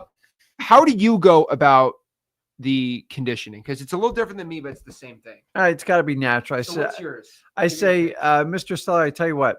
At the end of our meeting, we're going to sit down and have a conversation, and you have a decision to make. You either, hey, Rick, I love your offer. It's great. It's a hard yes, and I want to work with you. Or Rick, you know what? That doesn't work for me, and I'm just going to pass, and I'm going to give you a no. But either way, do we agree to take a yes or no decision? Don't worry. No matter what, I'm going to help you sell your house regardless of what answer. Can we agree on that? And I wait. And if they go, what do you mean? I go, honestly, I just need us to have a conversation and an outcome. And that's it. And I'm just trying to say, and by most people saying this, guys, when you tell them you have the power to say yes or no, what I'm doing is taking away that BS answer in the middle. I got to think about it. I got to bring my wife in. Now, I'm okay. I'm okay giving someone time. Will it work 100% of the time? I didn't say it would. But it will get rid of all those tire kickers, all the people not interested in selling. And when someone gets pressed on it and they go, well, maybe, I go, Tom, listen, man to man, we had an agreement and you agreed you give me a yes or no decision. I don't know what maybe is. Yeah, you're right. You are a man of your word, right, Tom? And that's it. I can now leverage to go back and get that yes or no. You're better off that way. And if you don't, listen, guys, the honest answer to maybe it's a cop-out. If something better comes along, I'll take it. But if not, I'll wait 2 weeks and give you an answer. I don't want that. I want a decision. I want to help them out. Remember, I listen to all their problems. I tell them, I listen to it, I collect it, and then I present a solution. And then the idea is cater it. We negotiate back and forth. But I'm okay with a yes or no. And maybe, guys, you can't go anywhere with it. And you get lost. And most of you will frolic when you get a maybe because you don't know, like, what's the problem? What am I missing? And it's hard to solve the seller's problem with a maybe. So if you do the preconditioning, it just frames the conversation that they will ask you better questions when it comes to negotiating and the offer, the back and forth. But if they plan on giving you a maybe up front, which most people do, your job's to snuff it out and squash it before it even comes in existence in your negotiations. Oh, yeah, I agree 100% here. And so what we need to do is condition them. Do not get, because you sound, I hate to say, you sound like an idiot when you do it. And some people don't condition and they close and make millions of dollars. That's fine. That's not how we do it. Think about this. Hey, Rick, would you take $300,000 for your house? Maybe. Okay. I'll see you tomorrow. You know, and then do this. Hey, Rick, what about my offer? Oh, you keep thinking about it? Okay. Hey, Rick, are you going to think about that offer? And you can't go precondition them after it. It's over. You missed your opportunity. And then you look like a clown because you just keep, oh, okay, I'll keep waiting for you. Like, it's insane. And once you give that offer, you can't ungive it. I mean, if you have some experience in wholesaling, tell me if you know this. Have you ever gotten out here given an offer and the seller just ghosts you immediately? Because you gave out that leverage. The leverage you have is the offer. The leverage they have is the acceptance of the offer. they want something from you, the offer, and they don't like the offer, they're not going to talk to you. And so you want to become better at a closing, which is still cliche, condition your sellers. Now, here's the appointment. So either you see the seller at the house or you do it over the phone with virtual wholesaling. You're going to walk around the house. You're going to point out some things. I mean, how I like to describe it, and I know this sounds crazy, is when you're doing an appointment with a motivated seller, treat it like you were buying a car. And I'm like, what do you mean? Okay. When I go, if I'm looking to buy a car, let's say I want to buy like a 5.0 Chevy Mustang, whatever, right? Right? Whatever. Like, Chevy Mustang. Sorry, Ford Mustang. Thank you. Ford Mustang. I'm not into muscle cars too much. But okay, a Ford Mustang 5.0, you know. Rack top down? Yeah, definitely. Blue. Be sick. And basically,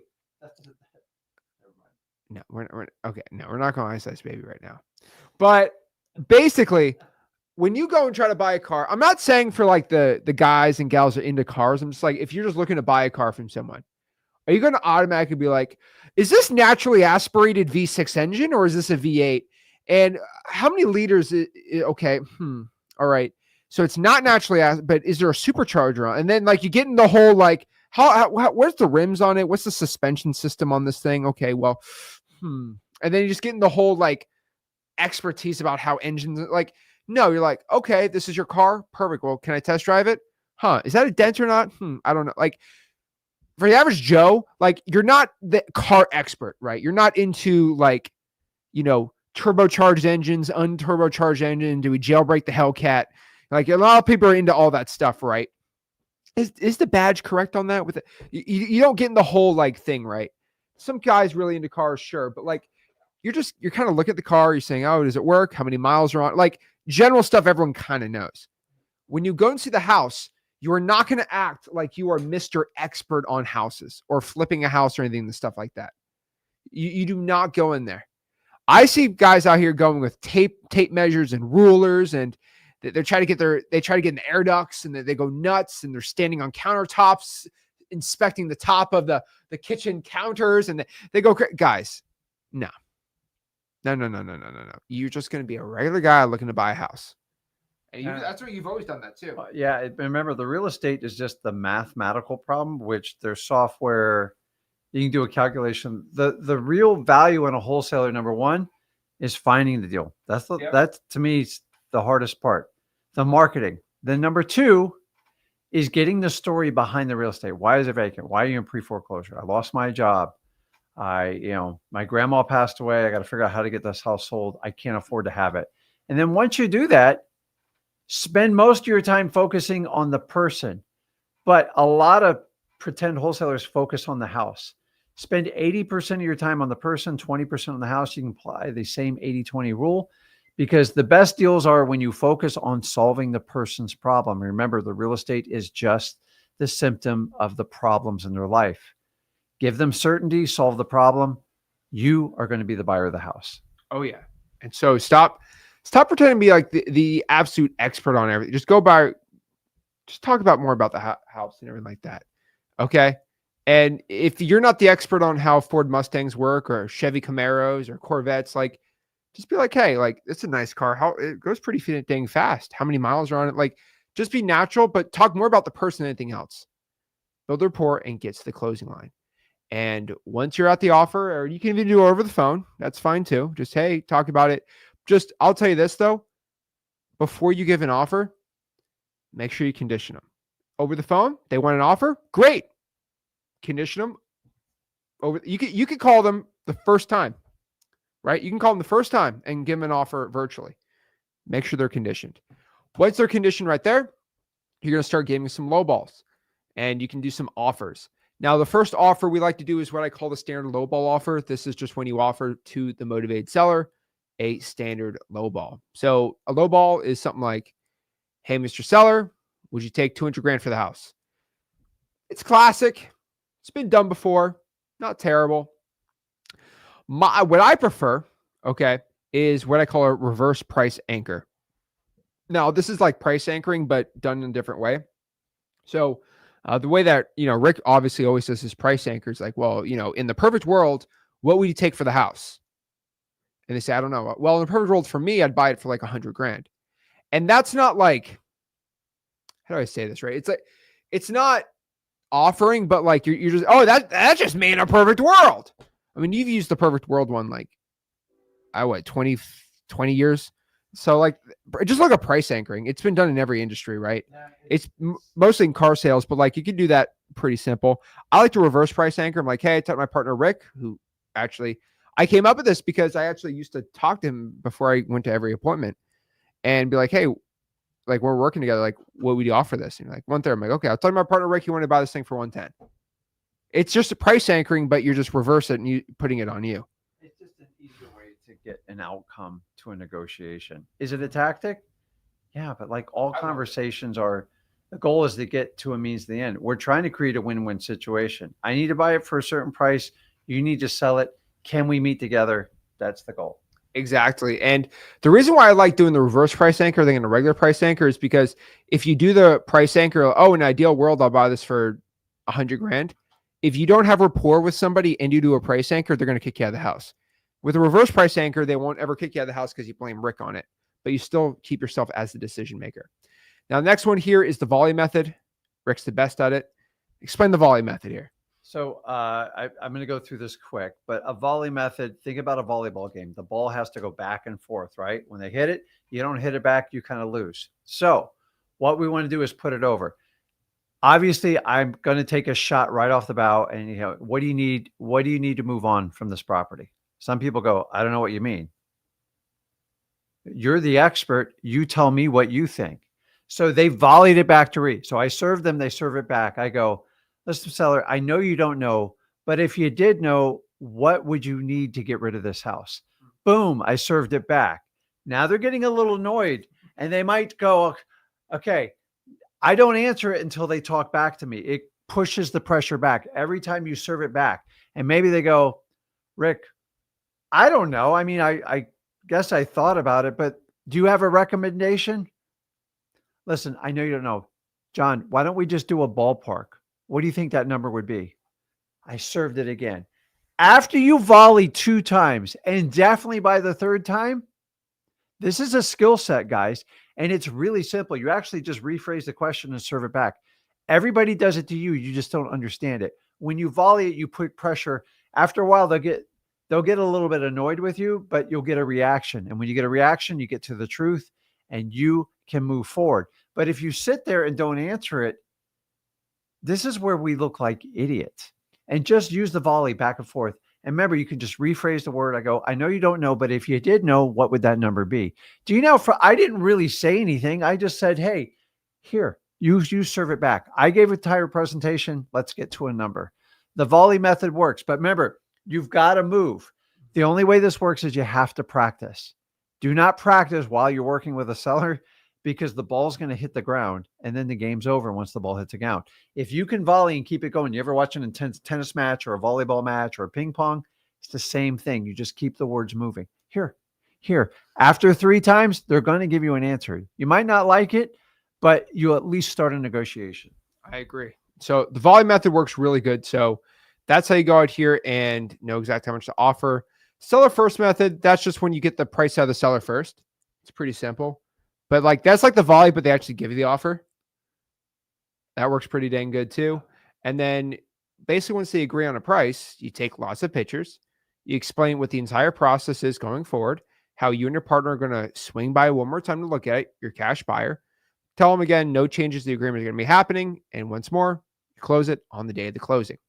Now, if you're doing this virtually, again, no appointment, you're still going to condition them. You're just going to go out here and talk about the house. You can get pictures of the house. And if you can, you know, after the contract's signed, you go get pictures of the house, right? You don't need to get pictures of the house really before the contract signed. I like to get it signed and then look at the picture. Don't waste time. Yeah, don't waste time. But basically what I like to do is, you know, what we do is like, why don't you come by the house? I always say, well, what we do is we write up an agreement first to buy it. Then our partners go out and confirm the condition. Same as you said, right? It's the same thing as like, it's basically the same thing to a point of if you're going to go buy the house, right? We're just going to write the agreement first and then we can confirm the condition. Same thing that you want.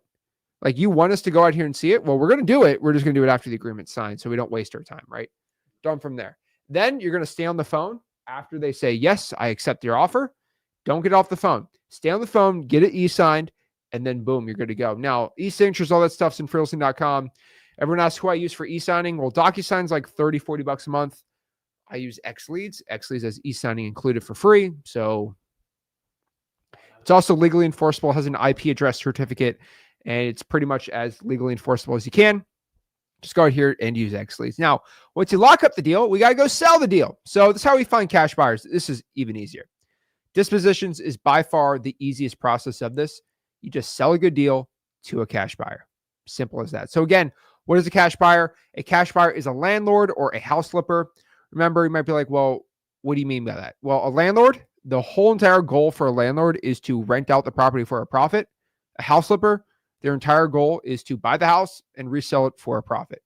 Simple as that. Those are your only two types of cash buyers we deal with. So if you have no money, how do you find cash buyers? A lot of pretty simple ways. If you have no money, go to Zillow, go to the for rent section and call people up. So what I like to do is I like to go to Zillow. I like to go to the for rents. I like to call somebody on the for rent up, usually like a person, not like a company. No realtors, anything like that. No management company, just an actual person. And just call them up and say, hey, is this John? Yes, this is John. And be like, hey, I see you're listing here on 123 Main Avenue. I'm not looking to rent it out. I'm actually a wholesaler. And I just got a property locked up across the street from you. Are you looking to buy any more rentals? Simple. You don't want to complicate it. And that's my favorite way to find cash buyers with no money at all. JV with somebody. Again, we JV. Jason in here JVs, right? If you have a deal in South Carolina, there's plenty of people with buyers. You can JV 50-50. We have joint venture agreements. That's just basically what JV is, again, right? Is it's going to be a agreement to split the assignment fee. And that's pretty simple. Facebook groups, that's a great way. We actually have our ad copy inside of freelancer.com way to post in Facebook groups to actually go find cash buyers. Realtors are a great way to find cash buyers. Make sure the realtors get paid. Or you can do what I call bandit buyers, which sounds a little nasty, but it's pretty cool. So what I like to do is I like to go to Facebook groups. I like to find people posting on their phone like, oh, bro, just made 30 grand. Go buy my course. And like they're brand new. And then they had the address on the basically check, right? And I like to go on the check, go to the address, and it's like the assignment fee for 1234 Main Avenue. I like to go next leads, or I can go to public records, look up 123 Main Avenue, and guess what you do? Find who's the buyer on record. And it said JC, Home Rentals. Boom. I'm just going to call JC Home Rentals up, and boom, now I just stole his deal. Stole his buyer, technically. It's called bandit buyers. It is completely free. It's completely legal. It's ethical, in my opinion. If someone's going to brag about they just hold, and you're going to find this, people on the internet love to brag. They love to flex. They're always trying to sell some program or whatever. And there's no problem selling a program, like whatever. I don't care anymore. But you remember, I just wholesaled this property, 561 Main Avenue, for $50,000. Okay. I have to look up the address. I see who the buyer is. I call the buyer up. Boom, now I have a new cash buyer. Guess what happens when the guy's bragging about his address, though? He's going to call that buyer up, say, hey, I got a great deal. Dude, like, I've had 30 wholesalers send me deals. I can't buy any more deals from you. These guys send me better deals. And then that guy's lost his buyer. Dang. I guess posting my address has actually ruined my cash buyers. Here's the thing. Everyone loves to brag. There used to be a whole thing in the wholesaling industry like 2 years ago where if you weren't posting every address you did a deal on, you were fake. And I got exposed a couple times. Zach doesn't post 100 properties a day. Okay, how about this? How about you? It's literally the same thing as just giving away your buyer's list. Hey, can you give me your buyer's list on your cash? No, I'll never give you my cash buyer's list, but you'll give people the address you've wholesaled. That's the same thing. You can literally just look it up, right? Guys, the internet feeds the ego. If you want to feed your bank account, kill your ego. Your ego, all I do is I'm going to be honest, I take advantage of all wholesalers that brag on the internet. I found my best buyers doing that. So guys, I always told you got to kill your ego. Your ego is a short-term dopamine rush. That's great. You flexed on the internet. I'm going to fill my bank account with your stupidity, and you're going to learn a lesson. So we've learned our lessons. We understand how it works. I'm just telling you. and it's endless. I could just send out a public service message. Today, I found at least a dozen. Here we go. I can go simply into Xlead. I can reverse engineer it. I have it. It's perfectly legal. If you're that stupid, I'm going to take advantage of you. We do the same thing with bandit comments. The same thing. You're going to pay a company to run the ads, 10,000. Oh, you're too big to deal with the comments. I'll take the comments for free. I get accused all the time, Rick, you're stealing from me. I go, no, you just don't understand how guerrilla marketing works. No. I always say this when somebody gets mad when I do that. I say, is there a comment section? Yes. Well, then just comment. They left the comment section there on purpose. I'm going to use it. And guess what? If you're offended that I'm leaving comments, then turn comments off. Or you can delete them. You have the full power. So just figure it out, man. People are crazy. Guys, it's all fair in marketing. Who's ever the best at marketing wins. That's why me and Zach are so good at this. You got to be at least good enough to close a seller. But like, I agree, but if you can't get the marketing, usually who's ever best in marketing wins. What's my favorite paid ways? I just use Xleads. Again, I'm not going to do a whole 3-hour Xleads Dispo tutorial, but you just go inside of Xleads, find your cash buyers, and then you can find the top flippers and landlords in the area. You can find people that are buying properties for cash, call them up, all skip traced. You can email blast buyers, you can text blast buyers.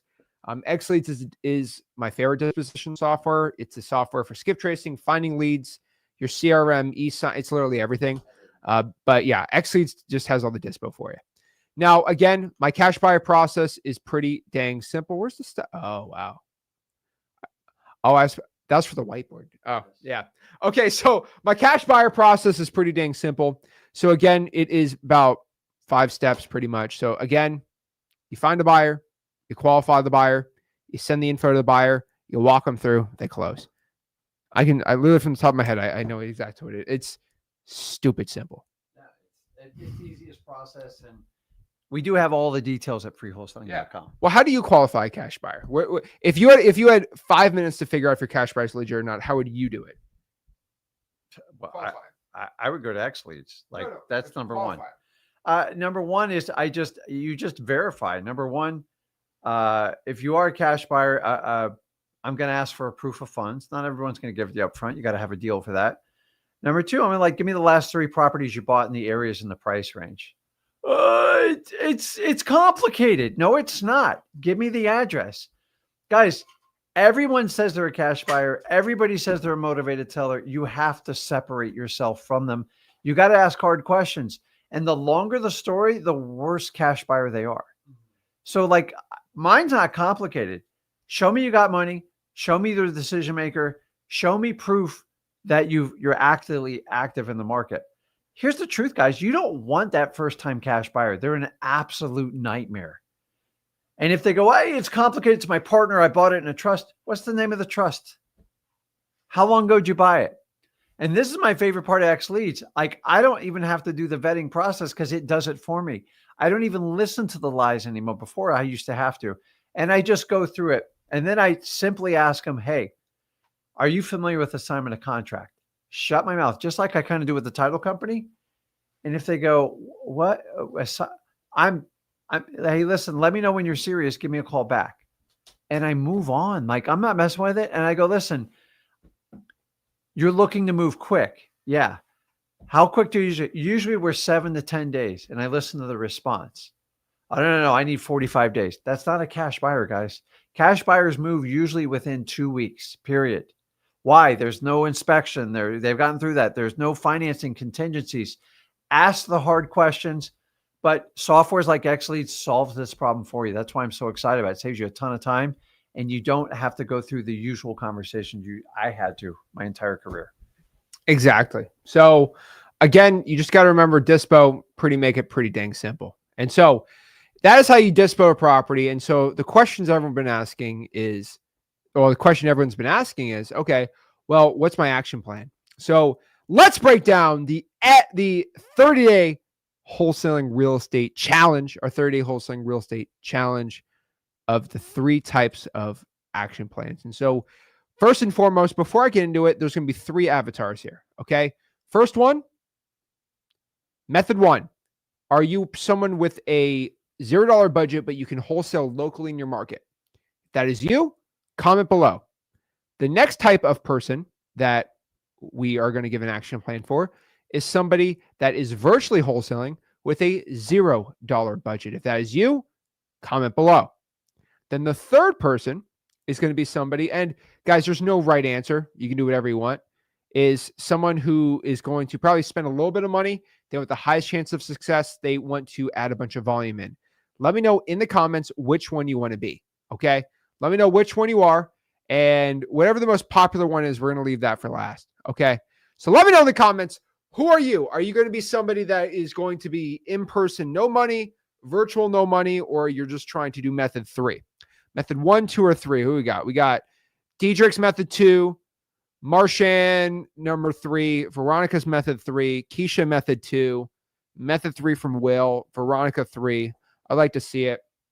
See where everyone's doing. 2, Matt's doing method 3, Drift 2. So we got a lot of virtual no money. That's interesting. Method 1, in-person no money. No, there's no problem if you want to be 1 or 2 or 3. I got no issue. We're slightly got to look a little bit differently.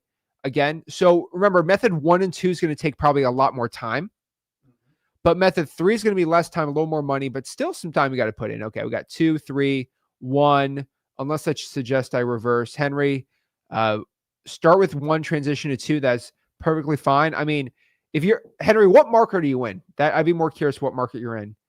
Method 1 for press pound. I love to see it. 2 or 3, I'm debating. Trade, if you're debating, just do 2 then. I mean, don't spend any money. I got no problem. Then get a deal, then get Xleads. Let's see here. Daniel, there's no number before.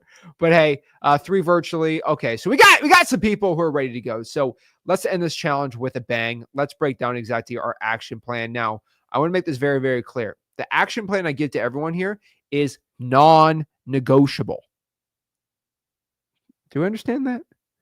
No, oh, well, actually, can we replace this with this? Because no!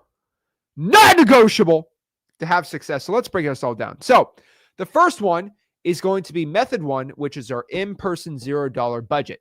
So if you have no money and you have some like time and you're doing this in person, let's talk about it. So step 1, okay, we're going to go out here and we are going to find the right wholesaling market. Okay, we're going to find the right market. Henry, let me know what market you live in or where you're wholesaling. I need to know that, Henry, to give you some good advice here. But find the right wholesaling real estate market. Okay, if you're in it, you're good to go. Step 2, we're going to find a good title company or closing attorney. Boom. You should be in wholesaling.com, by the way, but whatever. That'll tell you all the answers. And then step 3, we're going to start by finding 5 qualified cash buyers. So a lot of debate on this method, if you should find buyers upfront or not. I've been thinking about it. And honestly, at this point, a lot of you guys need some confidence starting out that, hey, I can buy your property for cash. I'm like, well, give me proof of funds or whatever. Like, you're scared someone's going to say that. Well, you know, my cash buyer is Rick, and him and I, here's 7 properties he bought for cash last month. You're going to have confidence that you and your partner, Rick, together as a partner, you got plenty of confidence to buy it, right? You got the moolah. You got the motion to go out here and do it. So if somebody asks you, you know, if you're legit or not, like you and your partner are legit, yes, you're cash buyer, done. You're going to feel confident. So we're going to step 3, find 5 qualified cash buyers. Then from there, step 4, we're going to pull 2 government lists, at least 500 each. That's going to be about 1,000 altogether. Pull about 1,000 of a government list, code violations, probates, I don't care, liens, whatever you want. It cannot be from a software. It has to be straight from the county source.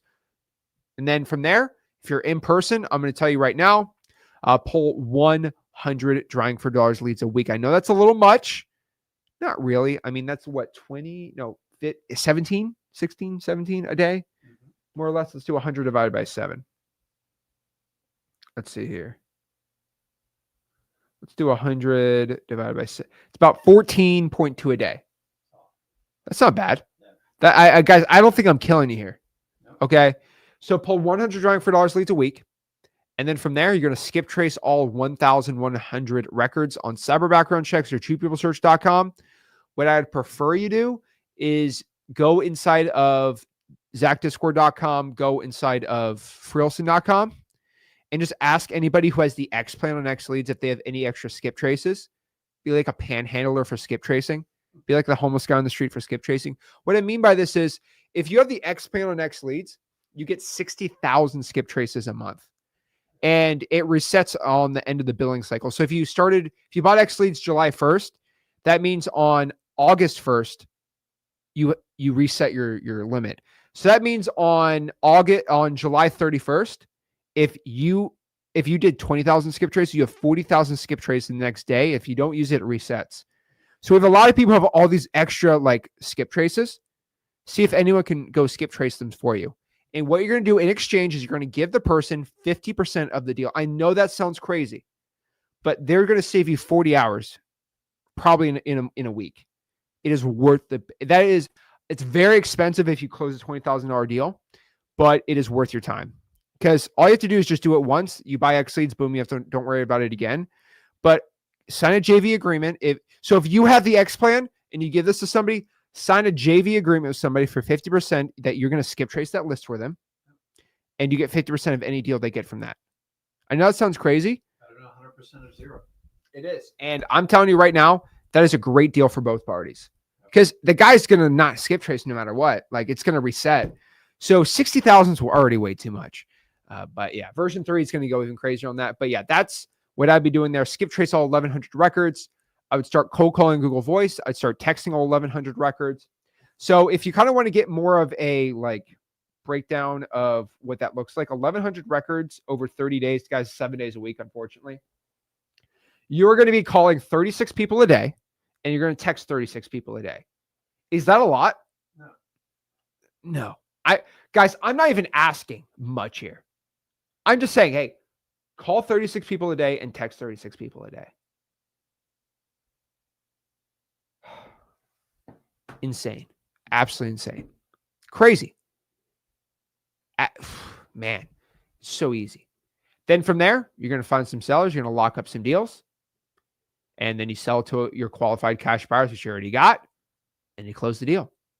Guys, if you're method 1, there's nothing stopping you from success here.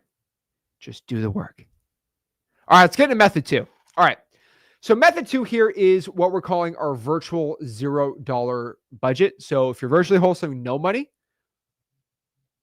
a lot of people say, oh, you have no money. You're virtually just call Zillow leads. That's all you can do. I saw someone, I said you can either do Zillow or on market. That's all you have. I'm like, dude, there's so much more. So if you're broke and you have no money and you're virtually wholesaling, we got plenty of successful students doing this. So let's talk about it. Step 1, find the right virtual wholesale market. It's very similar to step 1. You're going to find your title company, closing attorney. You're going to find 15 qualified cash buyers. You might be like, wait, what? What are you talking about? 15? That's way too much, Zach. No. Bro. You're going to find 15. The reason you're going to find 15 is because you do not have time for drawing for dollars. We're going to use that extra drawing for dollars time towards something else, which we'll tell you next.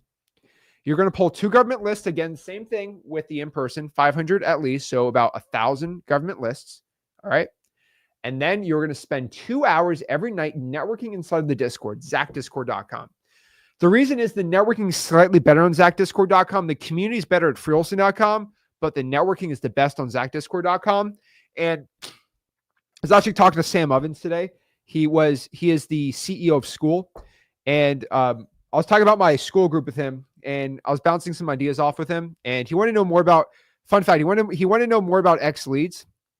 And he was very curious. He's like, you don't, with his accent, he's like, you don't sell anything. I can't say his accent right. Like, I don't sell anything on School. So he's just like, I don't understand like why, like he's been, him and one of the other co-founders, not Alex Ramosi, the other, one of the other co-owners, like, why don't you just sell something, dude? Like, you'd make a killing. And I'm like, and I explained everything I do. He's like, oh, okay. But I'm trying to get him to make freewholesaling.com better than Discord. He did some really cool stuff for me. So he's doing some other cool things, but School's my favorite right now. But I'm telling you right now, Discord is the best for networking. We're trying to get freewholesaling.com up there. We're working on it. But 2 hours a day networking in ZachDiscord.com without even like a thought. Go inside the Discord at like 8 to 10 p.m. And the coolest part about the Discord is you can hop into basically voice chats. So if you remember Clubhouse back in the day, that's basically what it is. You can go into voice chat. It's like a Zoom with 10, 15 other wholesalers, and you just hang out and start talking to other people. There's no cold calling to be happening at 9:30 at night. You hang out with other people. Now, I will warn you, inside the Discord, it's a lot of young kids, a lot of 18, 19, 20-year-olds. And it's fun. It's really fun. A lot of the younger wholesalers gravitate towards Discord, and everyone over the age of 30 likes to be in freewholesaling.com. Now, the young people are still in freewholesaling.com because the course is in there. But go to ZachDiscord.com. That's our WAP, but that gives you access to our Discord. And pretty much what that is, you spend 2 hours a day networking in that Discord. I promise you, you're going to get some insane value. And we have so many people just crushing it in that Discord, and they just love to give great advice. And the reason I say that is, first, you're going to find people to JV with in the networking. And what I mean by this, if you go to ZachDiscord.com and you say, hey, I have 15 good cash buyers in Cleveland, you're going to find someone saying in the Discord, hey, man, like, dude, I have 3 deals I locked up in Cleveland. I can't sell them. I can't dispo them. Well, I have 15 buyers. How about we split the deal 50-50? You know, people get their first deal from JVing. It's crazy. All because they just went in the Discord. They posted in freewholesaling.com. I would be in both communities, right? They're all one. I think they're all one, but whatever, right? Go inside the Discord, just hang out with people. It's so fun. I have a blast doing it. And then what you do is you skip trace those 1,000 records. You call in text. You find the sellers. You lock up deals. You lock up JV agreements. Our JV agreements free inside of freewholesaling.com. Go to the download section. JV agreements already in there. And then boom, you sell the deal to a qualified cash buyer and you close. Simple as that. Guys, JVing is the future in wholesaling real estate, and we're trying to lead the charge here. I believe I want to make a percentage off your wholesale deal than versus just money, a percentage of your bank account, no matter how successful you become. I've always believed that. I think it's kind of, I've never agreed to, hey, let me just take money from your bank account. I'm always like, well, how about I teach you up front for free? I make you successful, and then you start sending me deals for life. I've never really tried to sell wholesaling programs because I just think this is better. We've done things in the past trying to up the JVs. I've always found just helping people out for free has helped me make the most money on the JVs. And so method 3, this is where you get the highest chance of success. Okay. Highest chance of success. Okay. By far is this. So let's break it all down.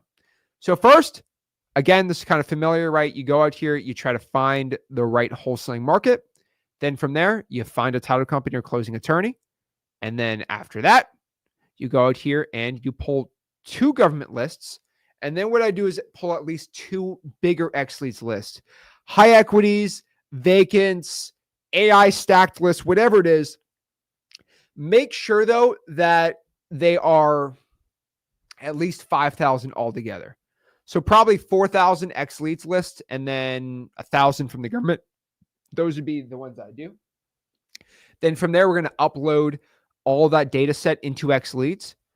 After we upload it, we're going to filter it. Now, you might be like, Zach, what do you mean by filtering it? Well, if I pull, let's say, 500 probates, I'm going to upload to Xlead, and then I'm going to filters, and I'm going to filter out anything that's on market. That is just like a no-brainer. Because, I mean, how many times have you marketed a probate that was on market that ended up being a good deal? It's never those, right? Rarely, like never. So you want to upload the government lists in there, make sure it's not on market, make sure that there's some equity, and you'll be good to go. Now, again, the equity part, you're into creative finance. There's plenty of people in the group that can help you out with that stuff. Then step 5, we're going to skip trace, export the data. We're going to put it into our Ninja Mode CRM. And that is what we're going to be using. We can use the triple line dialer in there. We can use a single line dialer. We can use the auto texting service inside of Ninja Mode CRM, which is part of Xlead. And basically what we're going to do is we're going to hit all 5,000 of these records with what I call the triple tap system. And, you know, we have the Ninja Mode sleeve, but the triple tap system is a never done marketing system inside of wholesaling real estate. The triple tap system basically means we're going to get those 5,000 sellers. We're going to first hit them with an email. Then whoever doesn't answer the email, we're going to hit them with a call. And if they don't answer the call, we're going to hit them with a text. It's that funnel system we talked about yesterday. And I'm telling you, if they don't answer any of that, we also like to hit them with a voicemail. Hey, Don't be mad at me. Just saying, the stuff works. Triple tap system, one of my favorite marketing systems out there. And really, there's only one software that could do it. No other software was able to kind of do that. We've asked around before we made Xleads. No one could do it. So we had to make our own that would.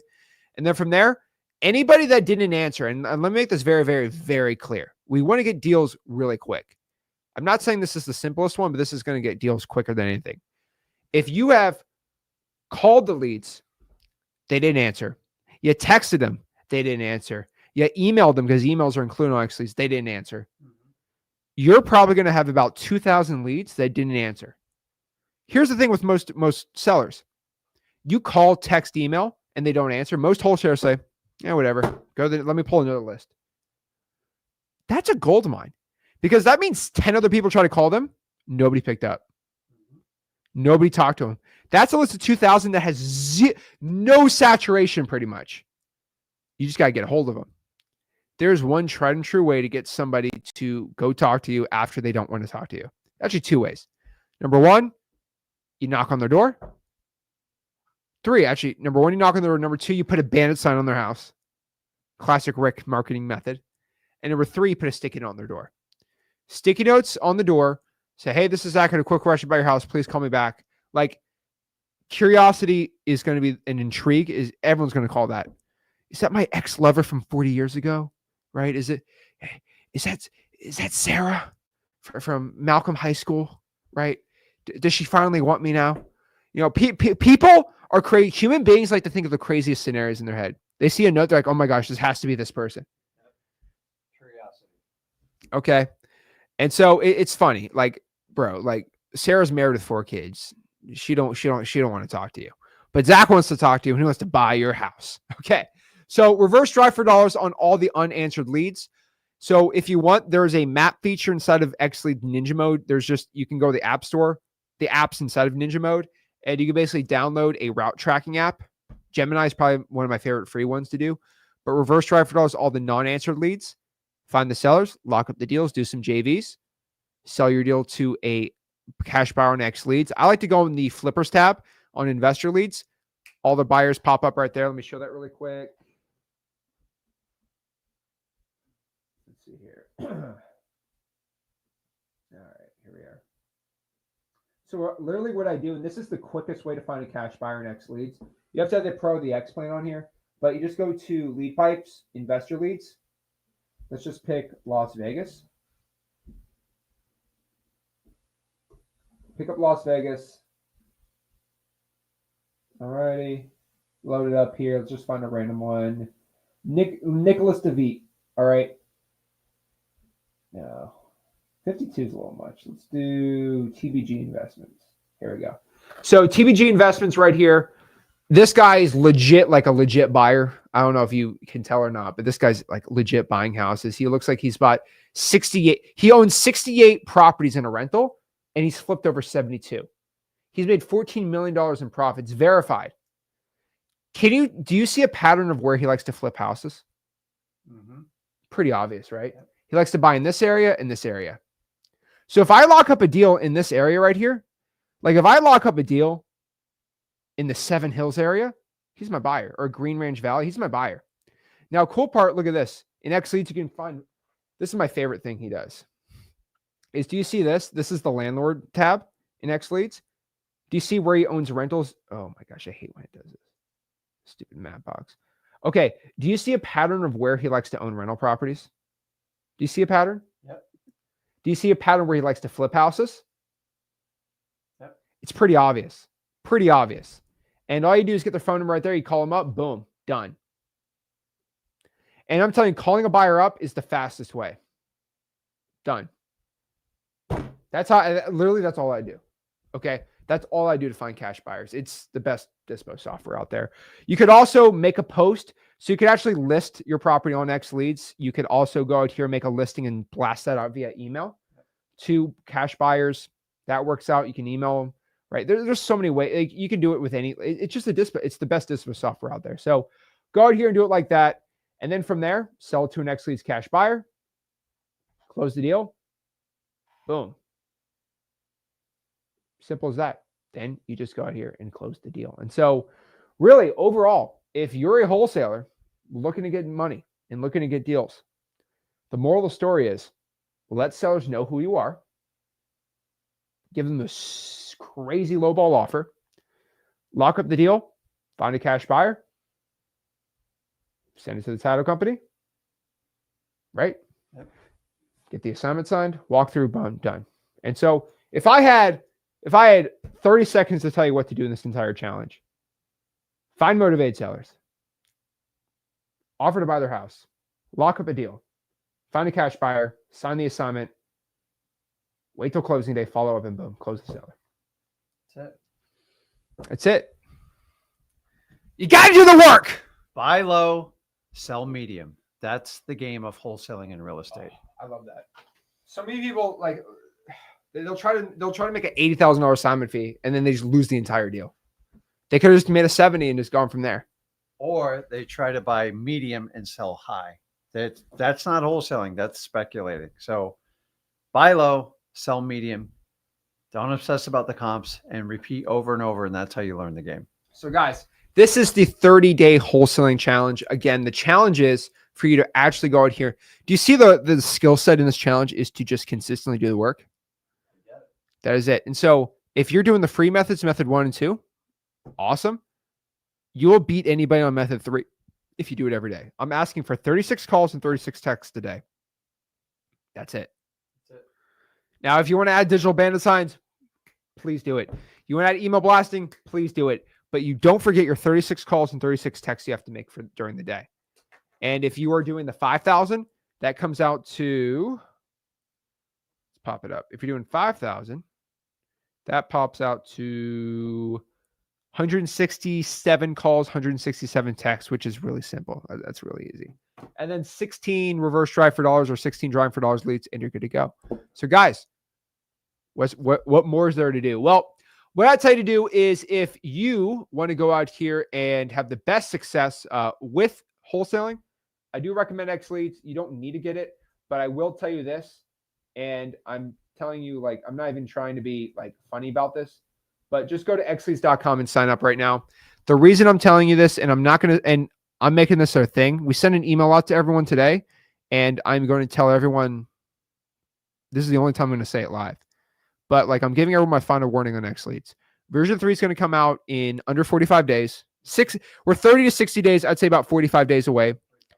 Maybe even 30. I think it's definitely going to come out in August. And version 3 is going to come out for the 1-year anniversary of Xleads. And all I'm going to tell you is we're adding so much stuff on there. I don't know if we can keep the price the same. One thing I'll tell you is the one thing we always do in Xleads is whatever the price you signed up with, you keep. So last time I gave you guys a warning, just telling you the truth. I said, hey, it's $49 a month for the Xleads annual. Get it now or you're going to regret it. Next day, it goes up to $81 for the yearly, which is an insane deal. And everyone cried to me. And they're like, well, that's just what it is. We have thousands of people who did that $49 a year plan. And guess what? Next year, when they're going to renew, they're going to pay $49 a month for the annual. And if they keep it for 10 years, it's going to be $49. I do not care. It's our loyalty thing, but I'll tell you this, if you do not sign up for Xleads and the prices do get raised, I'm not going to guarantee they do. I'm not going to guarantee they don't. But if there is a price raise or something like that, don't cry to me. We are not doing a discount though. We don't discount Xleads. So just don't cry to me. Okay. And I'll tell you this, if you already have Xleads, I'm telling you this right now, you're going to be grandfathered in and we're going to add some. All I'm going to tell you, if you have Xleads right now, I'm not even trying to get anyone to sign up for Xleads just for a second. If you have Xleads right now, if you have the Pro plan, X plan, or Basic plan, there are some insane things coming down the line in the next 30 days. And you are going to be very, very, very happy with me. That's all I'm going to say.